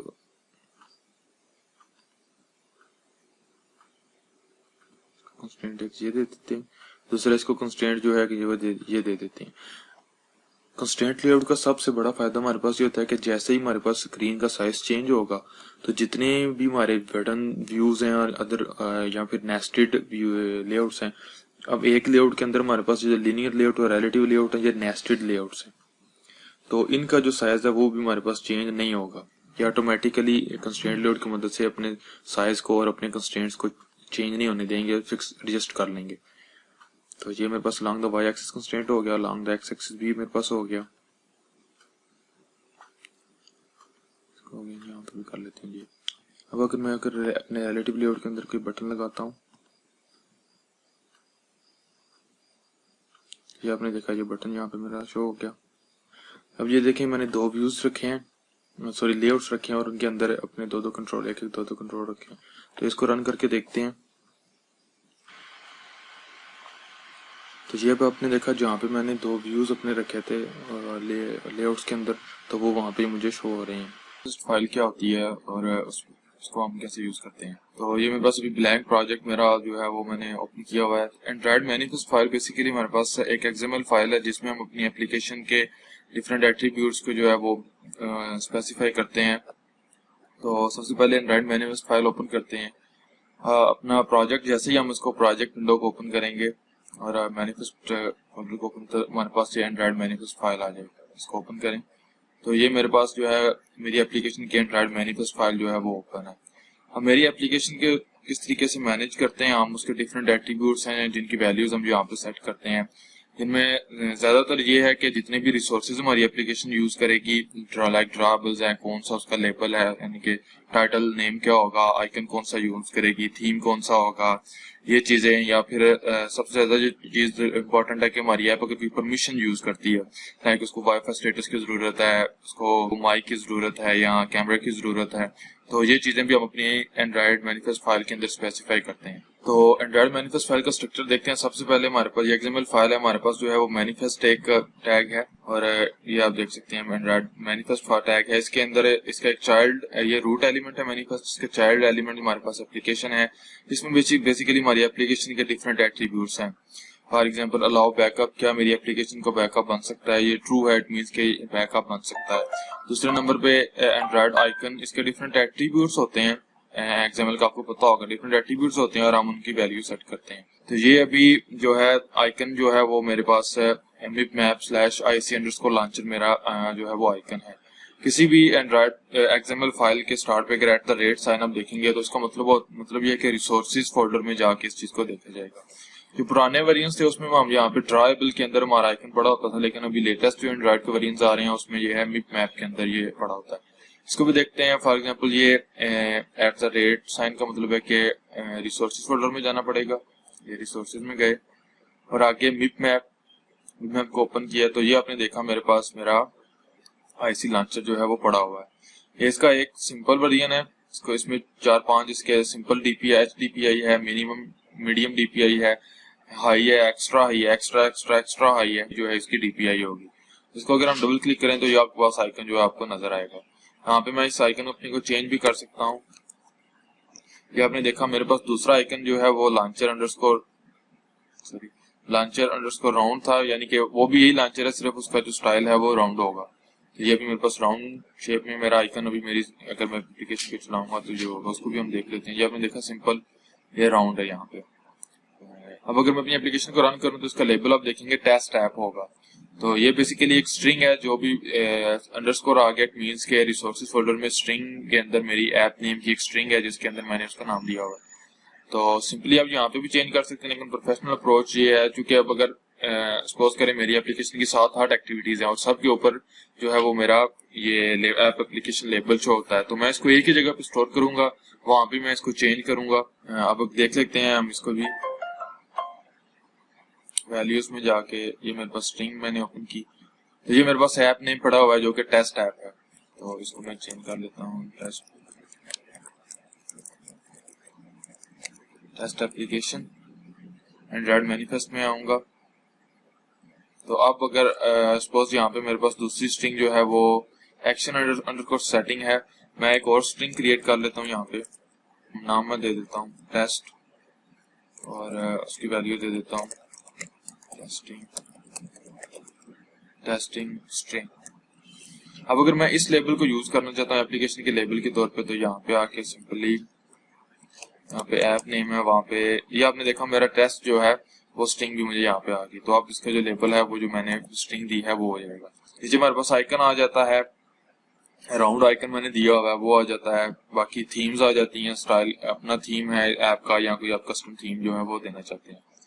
इसके नीचे बेसिकली एक्टिविटी का एट्रीब्यूट चाइल्ड एलिमेंट एक आ जाता है एक्टिविटी का, जिसको हम डिटेल में बाद में देखेंगे। सिंपली हम जितनी भी एक्टिविटीज होती हैं हमारी वो ऑटोमेटिकली जैसे हम कोई एक्टिविटी क्रिएट करेंगे तो वो यहाँ पे खुद बहुत ही रजिस्टर हो जाती है। इन सब एक्टिविटीज में सिर्फ एक एक्टिविटी होगी जिसके अंदर ये इंटेंट फिल्टर होगा। इंटेंट फिल्टर वो इसका ये मतलब है कि जैसे हमारी एप्लीकेशन रन होगी तो सबसे पहले हमारी कौन सी एक्टिविटी जो है वो रन होगी। तो इसमें भी आपने देखा मेरे पास जो मेरी मेन एक्टिविटी है वही मेरी जो है वो उसमें इंटेंट फिल्टर है वही लॉन्च होगी जैसे मेरी एक्टिविटी स्टार्ट होगी, क्योंकि अभी फिल वक्त मेरे पास सिर्फ एक ही एक्टिविटी है। अब सपोज करें दूसरी चीज इंपॉर्टेंट ये है कि इसमें हम स्पेसिफाई करते हैं हमारी एप्लीकेशन कौन सी परमिशन यूज करेगी। तो वो जो है वो एंड्रॉइड मैनिफेस्ट का हमारे पास चाइल्ड एलिमेंट होगा एक, और यूजेस लिखेंगे तो आपके पास डिफरेंट जो है वो आ जाएंगी एट्रीब्यूट्स, चाइल्ड एलिमेंट्स आ जाएंगे। तो मैं यूजेस परमिशन के ऊपर क्लिक करूंगा तो आगे आपने देखा खुद बहुत ही इसने मुझे डिफरेंट परमिशंस को देना शुरू कर दिया। लाइक ये मेरे पास लोकेशन के लिए है, नोटिफिकेशन के लिए है। अब ये मेरे पास है वाईफाई स्टेट। इससे क्या होगा कि मेरी एप्लीकेशन जो है जैसे ही आप देखते हैं एंड्रॉइड स्टूडियो पे सॉरी प्ले स्टोर से कोई एप्लीकेशन डाउनलोड करते हैं तो इंस्टॉल करने से या वैसे भी कोई भी एप्लीकेशन इंस्टॉल करने से पहले वो आपसे परमिशंस के लिए पूछता है कि इस एप्लीकेशन को ये इन चीजों की परमिशन की जरूरत है। वो जितनी भी परमिशन होती हैं वो यहाँ पे स्पेसिफाई की गई होती हैं। सपोज अब जैसे अगर मैं इस एप्लीकेशन को अपलोड करता हूँ प्ले स्टोर पर, आपने वहां से डाउनलोड करना है, तो ये डाउनलोड होने से पहले आपसे ये परमिशन मांगेगा कि वाईफाई स्टेटस की इस एप्लीकेशन को जरूरत है, ये एप्लीकेशन आपके वाईफाई को यूज करे, वाईफाई स्टेटस को चेक करेगी। तो यहाँ पे हम परमिशन स्पेसिफाई करते हैं और अपनी जो हमारी जावा फाइल होती है मेन एक्टिविटी या कोई भी आपकी एक्टिविटी की जावा फाइल होती है उसके अंदर हम कोड करके इस चीज को हैंडल करते हैं कि इन केस हमारा वाईफाई स्टेटस जो है वो नहीं ऑफ है या ऑन है तो उस सूरत में क्या करना है, या स्टेटस चेंज होता है तो क्या करना है। तो गाइस ये बेसिक इंट्रोडक्शन था एंड्रॉइड मैनिफेस्ट फाइल का कि हम उसको क्यों यूज करते हैं और उसके अंदर हम कौन कौन से काम कर सकते हैं। इस तरीके से हम अपने प्रोजेक्ट में बटन्स और टेक्स्ट व्यू और इसी तरीके के डिफरेंट व्यूज क्रिएट करते हैं और उनको कैसे आईडीज असाइन करते हैं और उनकी प्रॉपर्टीज को चेंज करते हैं। और इस नेक्स्ट वीडियो में हम देखेंगे कि हम किस तरीके से उस आईडी की मदद से अपने जावा के कोड के अंदर उस इन व्यूज को एक्सेस करते हैं और यूज करते हैं। तो ये मेरे पास एक ब्लैंक प्रोजेक्ट मेरा जो है वो ओपन है, by default hello world project है। इसमें सबसे पहले मेरे पास यहाँ पे कंस्ट्रेंट लेआउट में टेक्स्ट व्यू है, तो इसको मैं कंस्ट्रेंट दे देता हूँ यहाँ पे। अगर आपको कंस्ट्रेंट लेआउट का नहीं पता तो मैंने पिछले लेक्चर में कंस्ट्रेंट लेआउट डिटेल से एक्सप्लेन किया है, उसका लिंक मैं डिस्क्रिप्शन में दे दूंगा, आप वहाँ पे चेक कर सकते हैं। अब यहाँ पे बटन को क्रिएट करना है या कोई भी आपने व्यू क्रिएट करना है तो सिंपली ये कैटेगरी है, ऑल को सेट करेंगे तो जितने भी व्यूज हैं कंट्रोल सब आपको नजर आएंगे। विजेट्स के ऊपर जाएंगे तो सिर्फ विजेट्स नजर आएंगे, टेक्स्ट के ऊपर जाएंगे तो सिर्फ टेक्स्ट रिलेटेड जो है वो आपको कंट्रोल्स नजर आएंगे व्यूज। अब पुराने जो वेरिएंट्स थे एंड्रॉयड के, उसमें सिंपल प्लेन टेक्स्ट था या एडिट टेक्स्ट था। अभी बहुत डिटेल में उन्होंने जो है कंट्रोल्स हमें दिए हुए हैं। लाइक प्लेन टेक्स्ट है, पासवर्ड है, सिर्फ न्यूमेरिक पासवर्ड के लिए, ईमेल के लिए, फ़ोन के लिए, पोस्टल एड्रेस, इस तरीके से डिफरेंट जो हमारे पास व्यूज़ उन्होंने दिए हुए हैं। डिफरेंट लेआउट्स हैं, डिफरेंट कंटेनर्स हैं। इमेज के लिए है इमेज व्यू या वीडियो व्यू है हमारे पास, डेट के लिए हैं, और बाकी इस तरीके के हमारे पास डिफरेंट व्यूज़ हैं। तो विजेट्स के ऊपर आते हैं। मैं यहाँ पे मेरा टेक्स्ट व्यू ऑलरेडी है, एक बटन लगा लेता हूँ इधर, और एक यहाँ पे मैं प्रोग्रेस बार लगा लेता हूँ। बाय डिफ़ॉल्ट जो है, क्योंकि मैंने कंस्ट्रेंट नहीं दिया हुआ, तो ये टॉप लेफ्ट कॉर्नर के ऊपर जा रहे हैं। तो इसको मैं इधर ले आता हूँ और इसको मैं कंस्ट्रेंट दे देता हूँ यहाँ पे। ये मैंने कंस्ट्रेंट दे दिया इसको, और ये मेरा बटन है जो है, इसको मैं यहाँ पे मिडिल में कर दूँगा।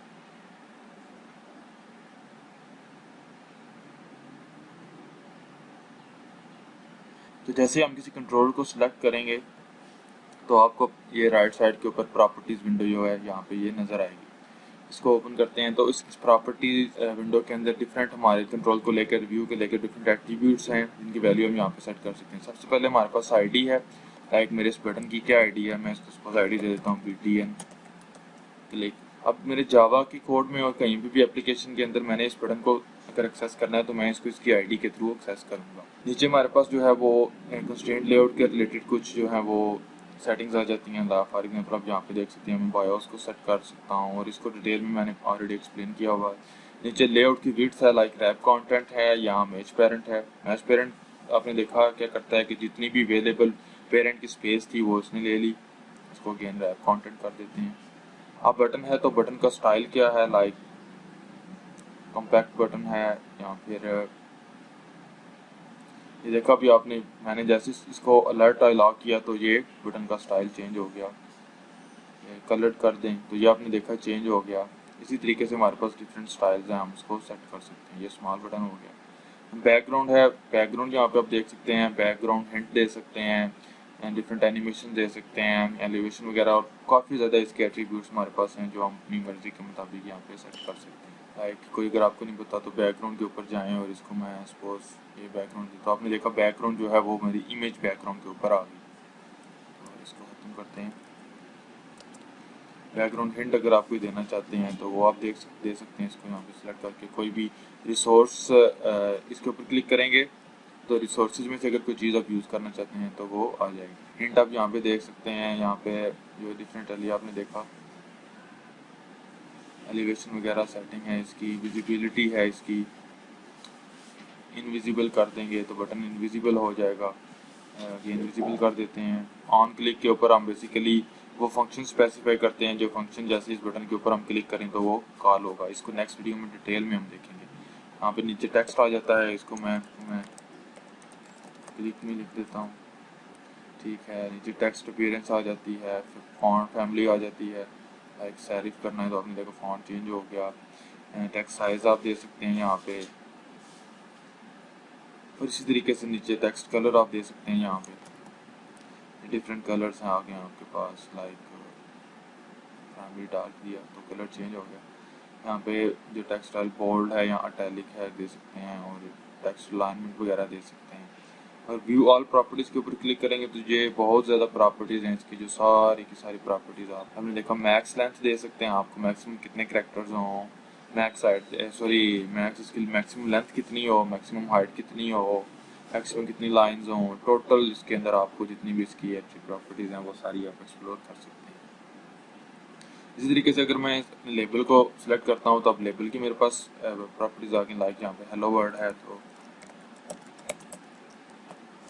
दिस इज अ लेबल, आपने देखा वो चेंज हो गया। और इसी तरीके से हमारे पास बहुत ज़्यादा जो है वो इसकी प्रॉपर्टीज़ हैं। लाइक यहाँ पे इसकी भी आईडी है, इसको मैं आईडी दे देता हूँ टेक्स्ट लेबल। तो इसको अपडेट यूजेज एज वेल। अब ये मुझे कह रहा है कि आपने आईडी चेंज की है तो इसको आप क्या जावा की जो रेफरेंस फाइल है उसके अंदर चेंज करना चाहते हैं तो मैं जैसे कर देता हूँ तो वहाँ पे भी अपडेट हो जाएगा। बेसिकली क्या है कि नेक्स्ट वीडियो में हम डिटेल में देखेंगे, जैसे ही हमारा कोई कंट्रोल हम उसको यूज़ करना चाहते हैं तो एंड्रॉयड में हमारे पास एक और नाम की एक क्लास होती है जिसके अंदर जितने भी हमारे व्यूज़ होते हैं हर व्यू को एक यूनिक आईडी दी जाती है और वो आईडी और क्लास के अंदर हमारे पास सेव होती है। और डॉट आईडी एक फंक्शन है जिसके थ्रू हम उसको एक्सेस करते हैं। नेक्स्ट वीडियो में डिटेल में इसको देखेंगे। इसी तरीके से मेरा प्रोग्रेस बार आ गया तो उसकी भी मैं यहाँ पे आईडी दे सकता हूँ, लाइक प्रोग्रेस बार है, यही रहने देता हूँ।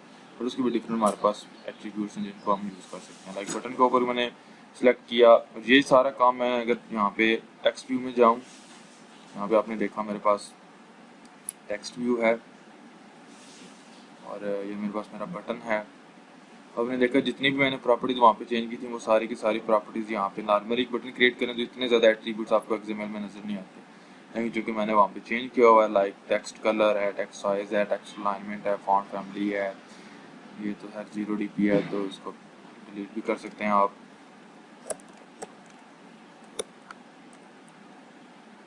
यहाँ पे भी आप वही काम कर सकते हैं, लाइक टेक्स्ट साइज को मैं यहाँ पे अगर 20 कर दूं तो आपने देखा वो 20 हो गया और इसको टेक्स्ट साइज को मैं यहाँ पे भी नॉर्मल कर दूं तो ये मेरे पास एंड्रॉयड सॉफ्टवेयर स्टैक है। सबसे नीचे बेस पे हमारे पास हार्डवेयर आएगा, वो तो बाय डिफॉल्ट ये के नीचे हार्डवेयर है। उसके ऊपर हमारे पास लिनक्स कर्नल है। ये बेसिकली जो नॉर्मल हम लिनक्स यूज करते हैं उसी कर्नल को मॉडिफाई किया गया है स्पेशली फॉर मोबाइल ऐप्स, यानी कि मोबाइल ऐप्स के लिए, मोबाइल डिवाइसेस के लिए इस कर्नल को जो है मॉडिफाई किया गया। इसके ऊपर हमारे पास एंड्रॉयड रन टाइम और जो है हमारी C++ की लाइब्रेरीज जिनको हम कोर एंड्रॉयड लाइब्रेरीज कहते हैं वो आ जाती हैं।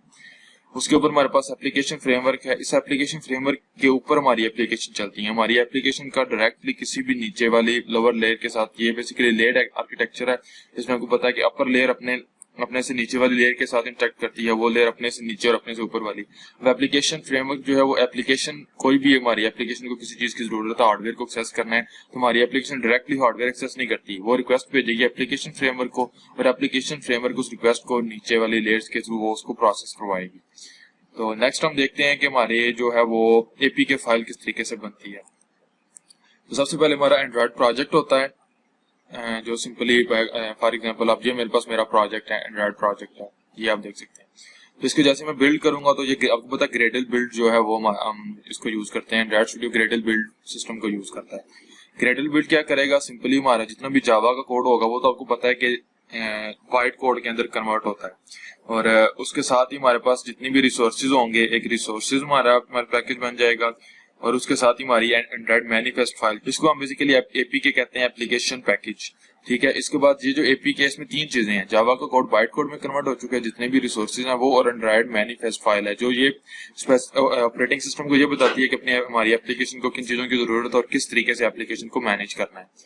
साथ ही हमारा जार साइनर आ जाता है, एप्लीकेशन को साइन करेगा, साथ ही इस एप्लीकेशन को फॉरवर्ड कर देगा एंड्रॉयड डिबगर ब्रिज के थ्रू, जिसके अंदर जो है वो साइनिंग चेक की जाएगी। अगर ऐप हमारी साइंड है तो उसको डिवाइस के ऊपर इंस्टॉल कर दिया। अस्सलाम वालेकुम guys, welcome to this video. ये एंड्रॉयड बिगिनर सीरीज़ का 11वां पार्ट है। आज हम देखेंगे एंड्रॉयड स्टूडियो के अंदर लॉगएट क्या है और उसको हम कैसे यूज़ करते हैं। लॉगएट बेसिकली एक छोटा सा टूल है जो एंड्रॉयड स्टूडियो के साथ जो है वो बिल्ड इन है। तो ये बेसिकली डिबगिंग पर्पसेस के लिए यूज़ होता है। वैसे तो काफ़ी बड़े पैमाने पे यूज़ होता है, लाइक हम जब भी अपनी एप्लीकेशन के डेवलपमेंट करते हैं तो उसमें अगर हमने कोई डिबगिंग मैसेजेस, वार्निंग्स, एरर्स कुछ भी देखना हो डिबगिंग पर्पसेस के लिए तो उसके लिए हम यूज़ करते हैं। लेकिन इस वीडियो के अगले पार्ट में यानी कि 11वें पार्ट से आगे जो है वो हम इवेंट हैंडलिंग और एक्टिविटी लाइफ साइकिल वगैरह को चेक करेंगे। तो उसके लिए बार बार जैसे कि हम अपनी एक्टिविटी के अंदर मैसेज शो करवाएं या आप कह लें कि टोस्ट शो करवाएं, उसकी जगह फिर जो प्रोफेशनल अप्रोच है कि हम लॉगएट विंडो को यूज़ करते हैं।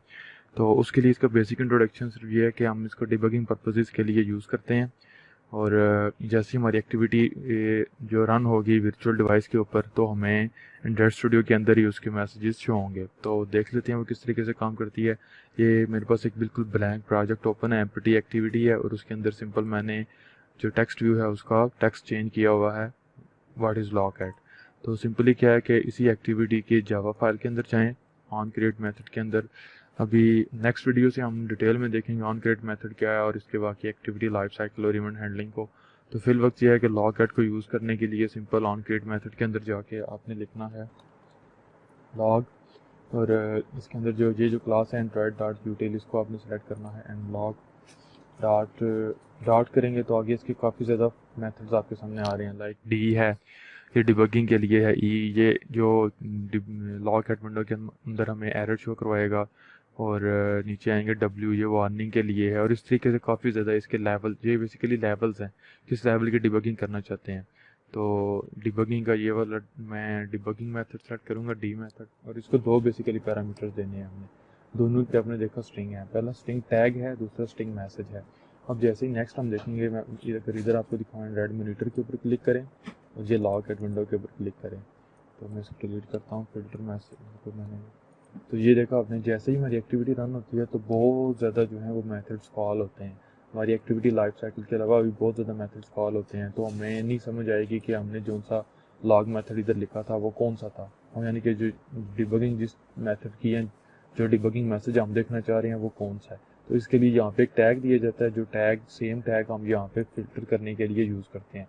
लाइक यहाँ पे अगर मैं लिख देता हूँ, जो प्रोफेशनल अप्रोच है कि जिस एक्टिविटी के अंदर आप काम कर रहे हैं उसी का नाम लिखें, लाइक मेन एक्टिविटी, ये मैंने टैग दे दिया। और आगे इसको जो है आपने मैसेज देना है, कोई भी मैसेज दे दें,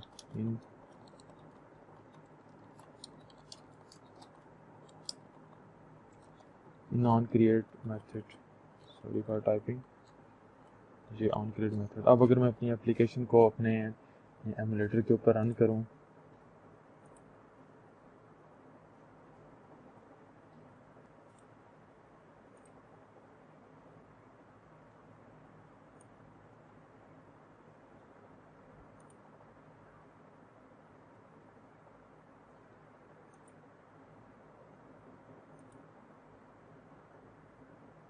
सर ये मेरा एमुलेटर कनेक्ट नहीं था, यहाँ से मैंने इसको कनेक्ट किया। तो अभी इसको दोबारा क्लियर करते हैं एप्लीकेशन। अब देखें, जैसे मैं अपनी एप्लीकेशन को चलाऊँगा लाइफ साइकिल, तो आपने देखा कि मुझे लॉग आ गया इन नॉन क्रिएट मेथड।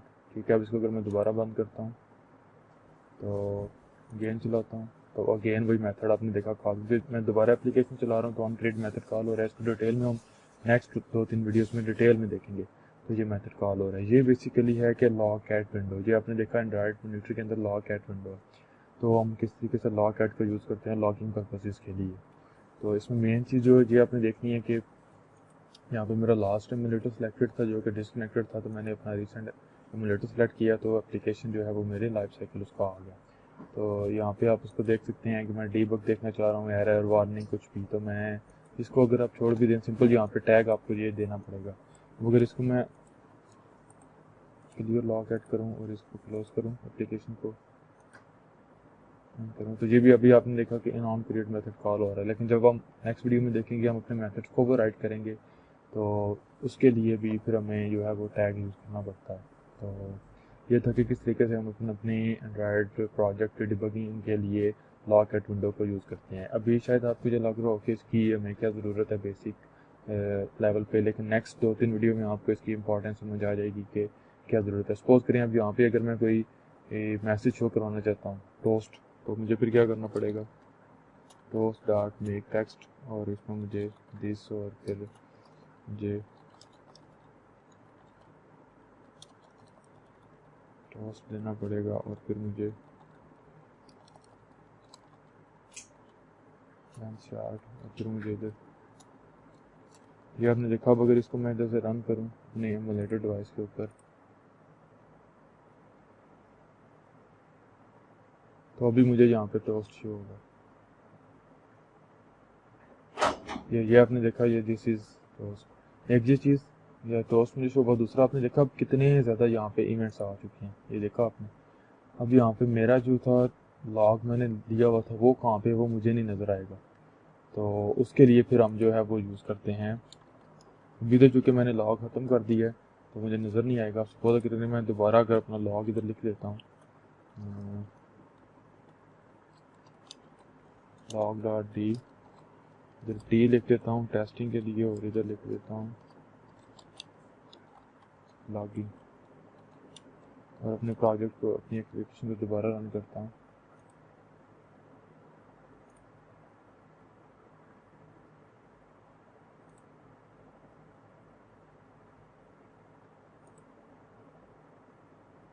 ये आपने देखा टोस्ट तो शो हो गया। अब यहाँ पे देखें, मैंने चूँकि फिल्टर नहीं किया हुआ तो कितने ज़्यादा लॉग मुझे नज़र आ रहे हैं, जो कि जो ओरिजिनल मेरा लॉग है जो मैं देखना चाह रहा हूँ वो यहाँ पे है। ये आपने देखा तो इस चीज़ के लिए मैं सिंपल यहाँ पे टी लिखूंगा अपना फिल्टर, तो वो उसके रिलेटेड मुझे शो करवाएगा कि मेरे कौन कौन से टैग्स हैं। अभी जो कि मैंने टी लिखा है सिर्फ टी, तो बाकी टैग्स भी शो हो रहे हैं। इसलिए मेन अप्रोच ये है कि उस एक्टिविटी का नाम आप लिख दें। सपोज मैं यहाँ पे लिख देता हूँ, चलिए नाम नहीं तो कोई स्ट्रिंग ऐसी दें जो यूनिक हो। टेस्टिंग है,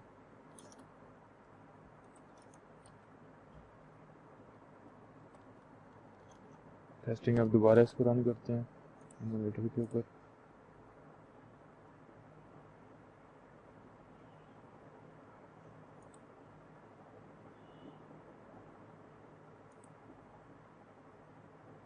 ये देखा वो हो गया।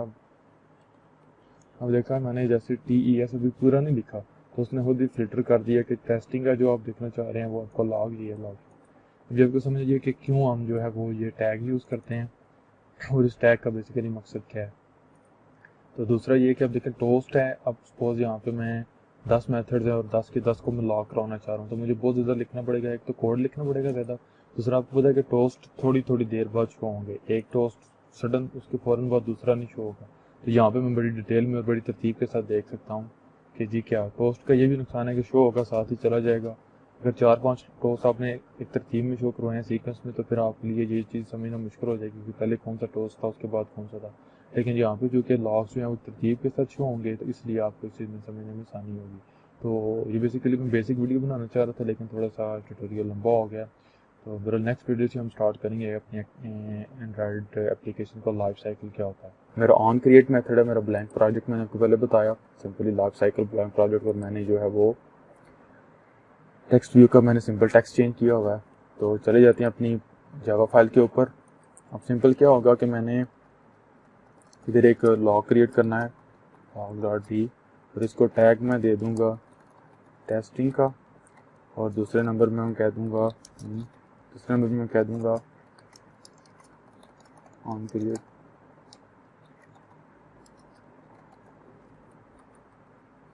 Method, sorry for typing.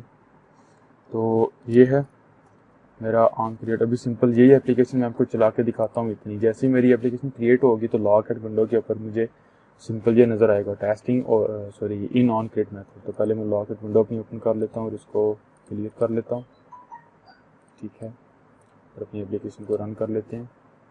मुझे ऑलरेडी मेरा एमुलेटर चल रहा है।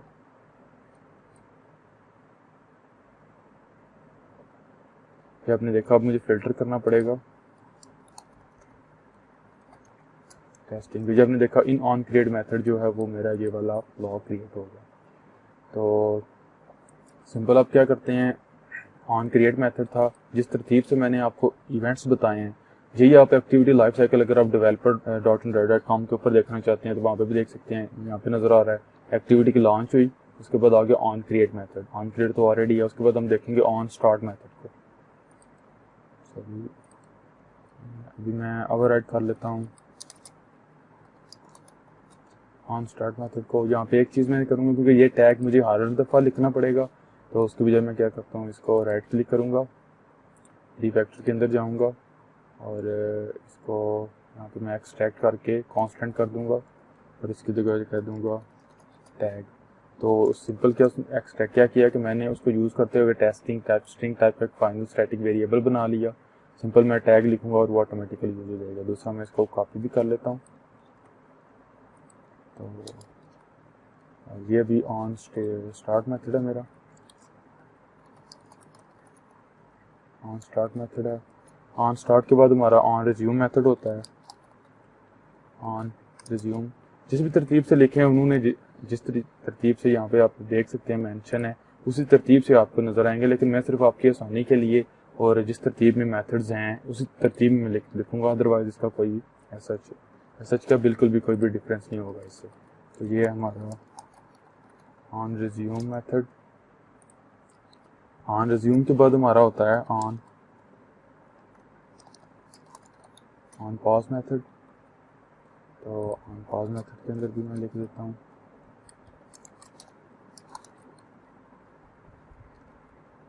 On pause method, sorry on pause method हो गया। उसके बाद हमारा होगा ऑन स्टॉप मेथड। तो उसके अंदर भी मैं लिख देता हूँ ऑन स्टॉप मेथड।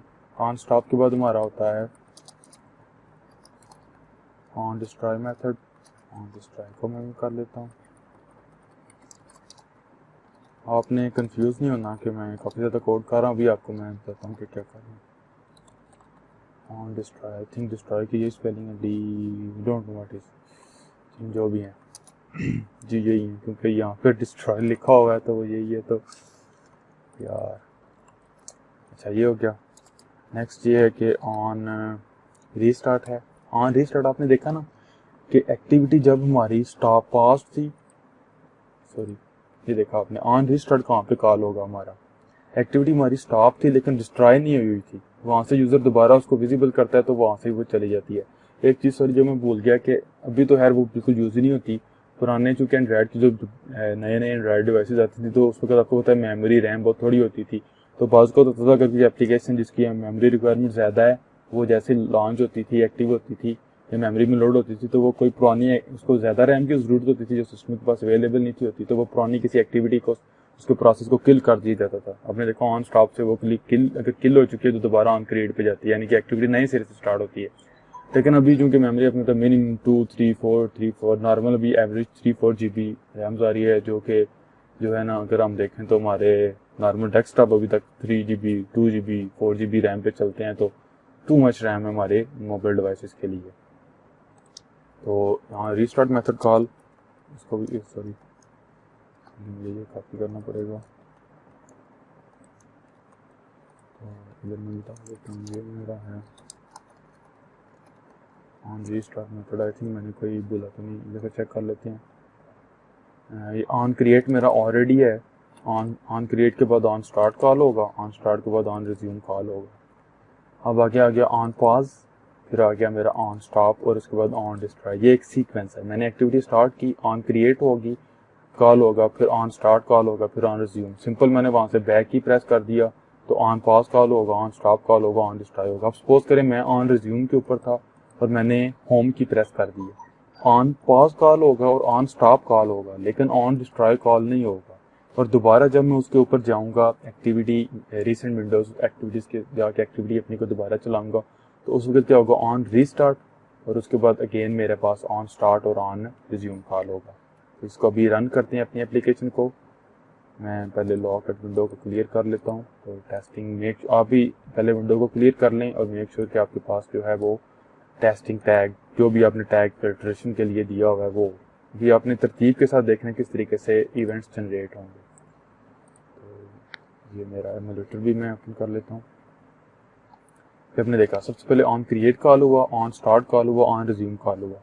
अब मैं सबसे पहले आपको सिंपल लाइफ साइकिल बताता हूँ। ये मेरी एक्टिविटी है, अब मैं जो भी यहाँ पे करूँगा कुछ भी आगे जाता हूँ, इवेंट्स इंटेंट्स वगैरह कुछ भी हुआ नेक्स्ट हम देखेंगे। सपोज मैंने सारा काम कर लिया, सिंपल बैक की मैंने प्रेस की, ऑन पास कॉल हुआ, ऑन स्टॉप और ऑन डिस्ट्रॉय। मैंने को बताया था बैक की प्रेस करी और एप्लीकेशन क्लोज हो तो एंड्राइड उसको मेमोरी से डिलीट कर देता है, वो खत्म होगी। अब मैं अपनी लाइफ साइकिल एप्लीकेशन को दोबारा चलाऊंगा तो कौन कौन से मेथड्स कॉल होंगे, अगेन ऑन क्रिएट कॉल होगा, ऑन स्टार्ट कॉल होगा और ऑन रिज्यूम कॉल होगा। जब आपने देखा on create, on start, on resume. अब मैं क्या करता हूँ, अब मैं बैक की प्रेस नहीं करता, मैं होम की प्रेस करता हूँ। उससे क्या होगा, ऑन पास कॉल होगा और ऑन स्टॉप भी कॉल होगा, लेकिन ऑन डिस्ट्रॉय कॉल नहीं होगा। क्यों? क्योंकि अगर मैं ये देखें रिसेंट एप्लीकेशन में देखो तो मेरी एप्लीकेशन जो यहाँ पे है, अगर आप देखना चाहते हैं तो सपोज मैंने ये मेरी एक्टिविटी है, इसको छोड़ दें भी कौन सा कॉल हुआ, सपोज मैंने बैक की प्रेस किया, मेरी एक्टिविटी डिलीट होगी। अब आपने देखा ना यहाँ पे तो है लेकिन वो डिस्ट्रॉय हो चुकी है मेमोरी से। अब मैं अगर इसको क्रिएट करता हूँ, बल्कि मैं आपको दोबारा एक दफा बता देता हूँ ताकि आपको कंफ्यूजन ना रहे। मेरी एक्टिविटी थी, इसको मैं पहले मैंने बताया ना सिंपल एग्जिट किया, मैं एग्जिट नहीं करूंगा, मैं होम की प्रेस करूंगा, होम बटन प्रेस करूंगा, पॉज हुई और स्टॉप हुई लेकिन मेमोरी से डिस्ट्रॉय नहीं हुई। रिसेंट मेन्यू में जाके मैं इसको क्लिक करूंगा। अब देखा आपने ऑन क्रिएट कॉल नहीं हुआ, ऑन रीस्टार्ट कॉल हुआ है। ऑन रीस्टार्ट ये देखा आपने, फिर ऑन स्टार्ट और फिर ऑन रिज्यूम। यहाँ पे आपको डिफरेंस समझ आएगा। अब सपोज करें मैं यहाँ पे बैक की प्रेस कर देता हूँ। अब आपने देखा पहले जब मैंने होम की प्रेस किया था ऑन पॉज कॉल हुआ था, ऑन स्टॉप कॉल हुआ था, लेकिन ऑन डिस्ट्रॉय कॉल नहीं था हुआ। लेकिन अभी अब ऑन पॉज भी कॉल हो गया, ऑन स्टॉप और ऑन डिस्ट्रॉय भी कॉल हो गया। अब चूंकि ऑन डिस्ट्रॉय कॉल हो चुका है, अब जब मैंने इसको रिसेंट विंडो में तो ये मुझे एज अ हिस्ट्री नज़र आएगी, लेकिन मेमोरी में मेरी एप्लीकेशन नहीं है। इसको मैं जैसे क्लिक करूंगा तो ये अगेन मेरी ऑन क्रिएट के ऊपर जाएगी। ये आपने देखा, फिर ऑन स्टार्ट और फिर ऑन रिज्यूम। मेरी एक्टिविटी ने दोबारा ऑन रीस्टार्ट कॉल नहीं किया। आई थिंक ये आपको मैं उम्मीद करता हूँ कि आपको बिल्कुल क्लियर हो चुका होगा। अगर नहीं तो इसके ऊपर 2-3 दफ़ा मेरी जो वीडियो है इसको रिवाइज करके देखें, या फिर आप इसकी थोड़ी सी प्रैक्टिस करें तो आपको 100% श्योर कि आपको क्लियर हो जाएगा। इसको क्लियर करते हैं। एक और चीज़ आप देखते हैं जो मैंने बताया था। अब सपोज करें, ये देखा आपने मेरी एक्टिविटी स्टार्ट थी। अब जो कि मैंने ये आपने देखा मेरी 2 एक्टिविटीज़ ओपन हो चुकी हैं, ठीक है। जैसे ये मेरी एक्टिविटी थी, ये आपने देखा। फिर वक्त मैं इसको क्लियर करता हूँ ताकि आपको क्लियर हो। सपोज करें ये 2 जो मैं आपको मिसाल दे रहा था यूट्यूब और मैसेजिंग ऐप की, वो ये मेरी 2 एक्टिविटीज़ हैं। फोकस में मेरी गैलरी की एप्लीकेशन है, मेरी अपनी एप्लीकेशन नहीं है। उसको मैंने क्लिक किया तो वो ऑन रिज्यूम मेथड कॉल हो गया, यानी कि मेरी एप्लीकेशन रिज्यूम है। मैं इंटरेक्ट भी उसी एप्लीकेशन के साथ कर रहा हूँ। अब अगर मैं कोई भी काम करूँगा, लाइक बैक की प्रेस करूँगा, तो वो मेरी एक्टिविटी के ऊपर कॉल हुआ और मेरी एक्टिविटी डिस्ट्रॉय होगी और मेरी जो गैलरी की एप्लीकेशन है वो फ्रंट के ऊपर आ गई। अब सपोज मैं यहाँ पे कोई और एक्टिविटी लॉन्च करता हूँ, अपनी एक्टिविटी लॉन्च करता हूँ, तो वो एक्टिविटी नए सिरे से स्टार्ट हुई है। ऑन क्रिएट कॉल हुआ, ऑन स्टार्ट कॉल हुआ और ऑन रिज्यूम। अब सपोज मैं यहाँ से चला जाता हूँ गैलरी की एप्लीकेशन के ऊपर।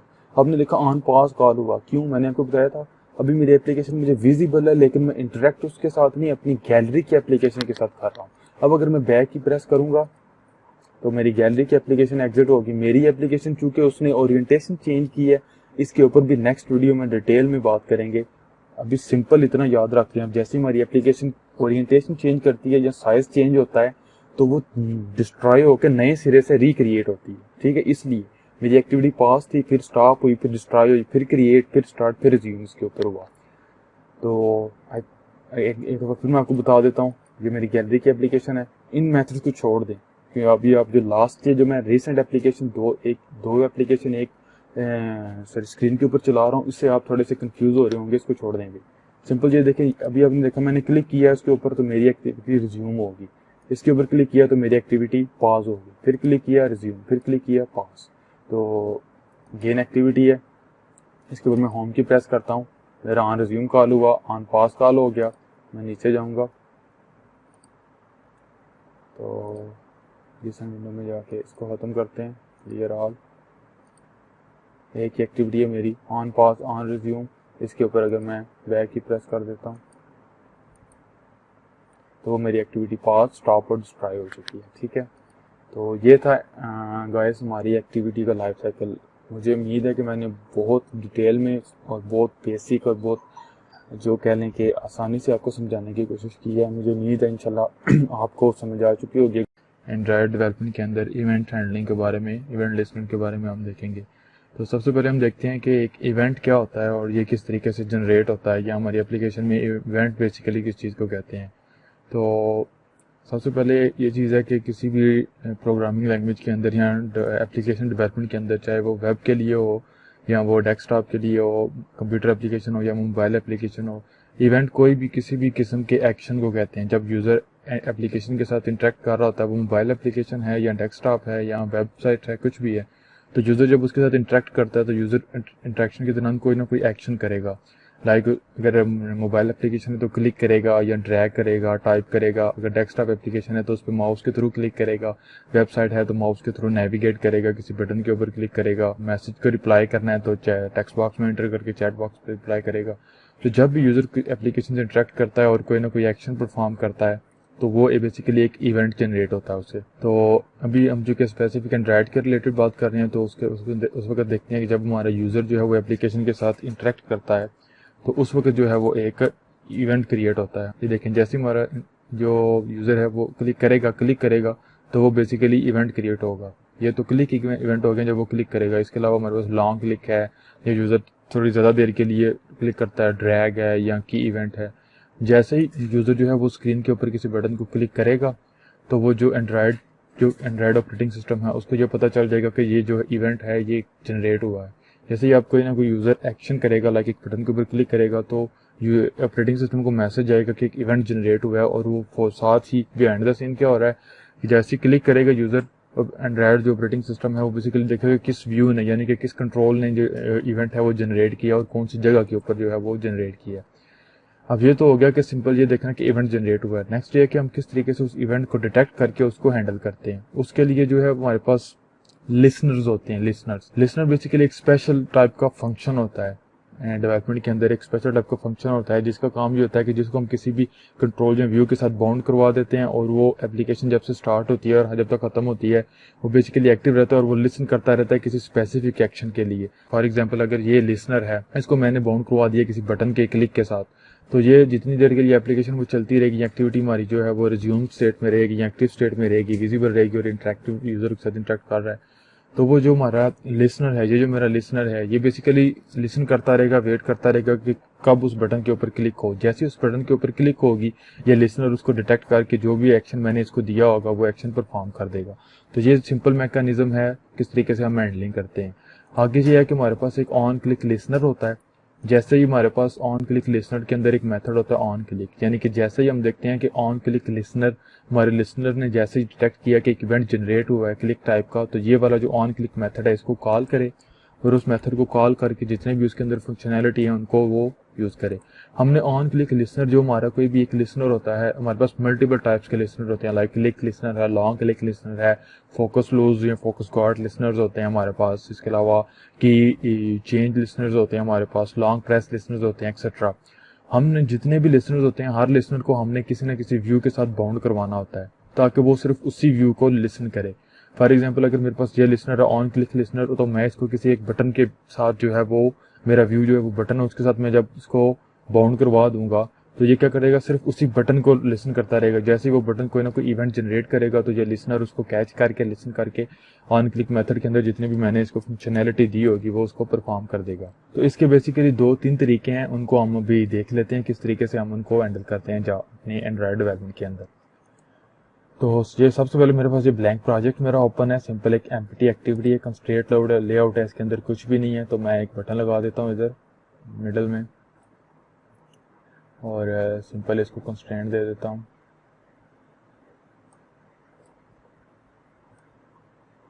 तो मैंने कंस्ट्रेंट दे दिया और इसको दोबारा मैंने मिडल में कर दिया। और बटन का जो टेक्स्ट है वो मैं चेंज कर देता हूँ, बटन का जो टेक्स्ट है इसको मैं चेंज कर देता हूँ क्लिक में, और बटन की आईडी में कर देता हूँ BTN क्लिक। ये हो गया। अब मैं चाहता हूँ कि इस बटन के ऊपर जैसे मैं क्लिक करूँ तो कोई ना कोई स्पेसिफिक फंक्शन कॉल हो, यानी कि इवेंट जनरेट होगा जैसे मैं इसके ऊपर क्लिक करूँगा तो उसके नतीजे में मैं कुछ करवाना चाहता हूँ। अब ये तो हो गया इवेंट और इवेंट लिसनर्स क्या होते हैं। अब देखते हैं कि एंड्रॉयड के अंदर हम इवेंट हैंडलिंग किस तरीके से करते हैं। बेसिकली हमारे पास 3 तरीके हैं जिन तरीकों से मेन हम इवेंट हैंडलिंग करते हैं। मेन 2 तरीके हैं, एक XML को यूज करते हुए है और दूसरा ये टोटली जावा के कोड के थ्रू। अब जावा के कोड के थ्रू हम 2 तरीकों से, एक अनोनिमस क्लासेस को यूज करते हुए और दूसरा हमारी क्लास जो है वो on click listener event interface को इंप्लीमेंट करेगी, वो अब बाद में देखेंगे। इस लेक्चर में हम देखेंगे कि किस तरीके से हम XML को यूज करते हुए जावा के कोड के थ्रू ही, लेकिन उसमें ऑन क्लिक लिसनर वगैरह हम यूज नहीं करेंगे, यानी कि XML और एक फंक्शन को सिंपल यूज करते हुए क्लिक इवेंट्स को हैंडल करते हैं। तो सिंपली ये जो बटन है इसको सिलेक्ट करें और टेक्स्ट व्यू में जाएं। ये मेरे पास अभी एक ही बटन है। तो इस बटन में आपको यहाँ पे एक जो है वो प्रॉपर्टी मिलेगी ऑन क्लिक प्रॉपर्टी मिलेगी और इसको आपने सिंपल कोई भी एक फंक्शन देना है।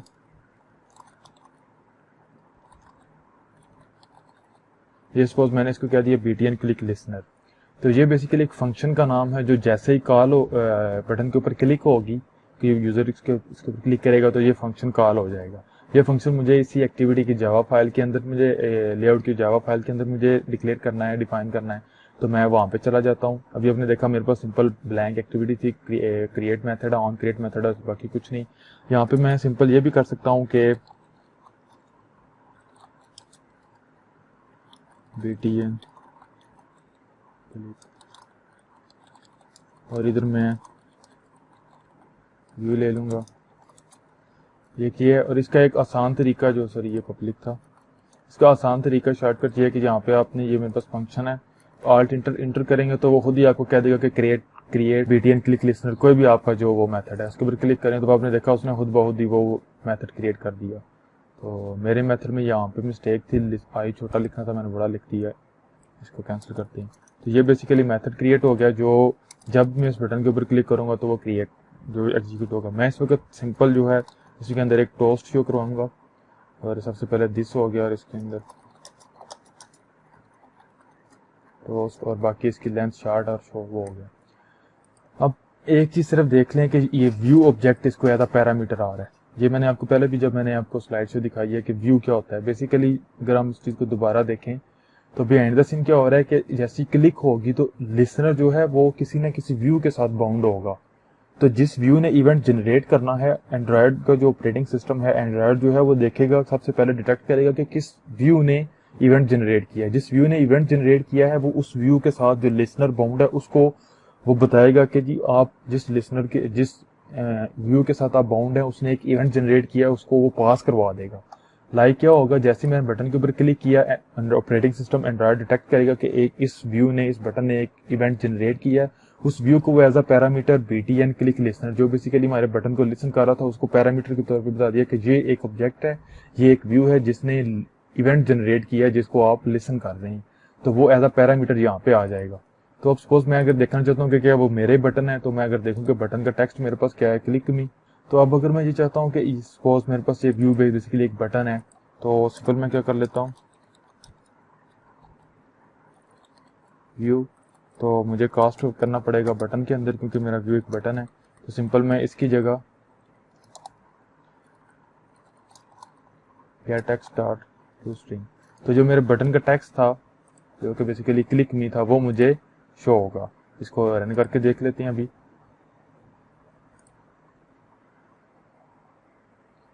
ये मेरे पास मेरी एक्टिविटी होगी। जब जैसे मैं क्लिक करूंगा तो मुझे टोस्ट में जो मेरे जो बटन का टेक्स्ट है वो शो होगा। तो आपने देखा क्लिक में मुझे शो होगा, मेरे बटन का टेक्स्ट था।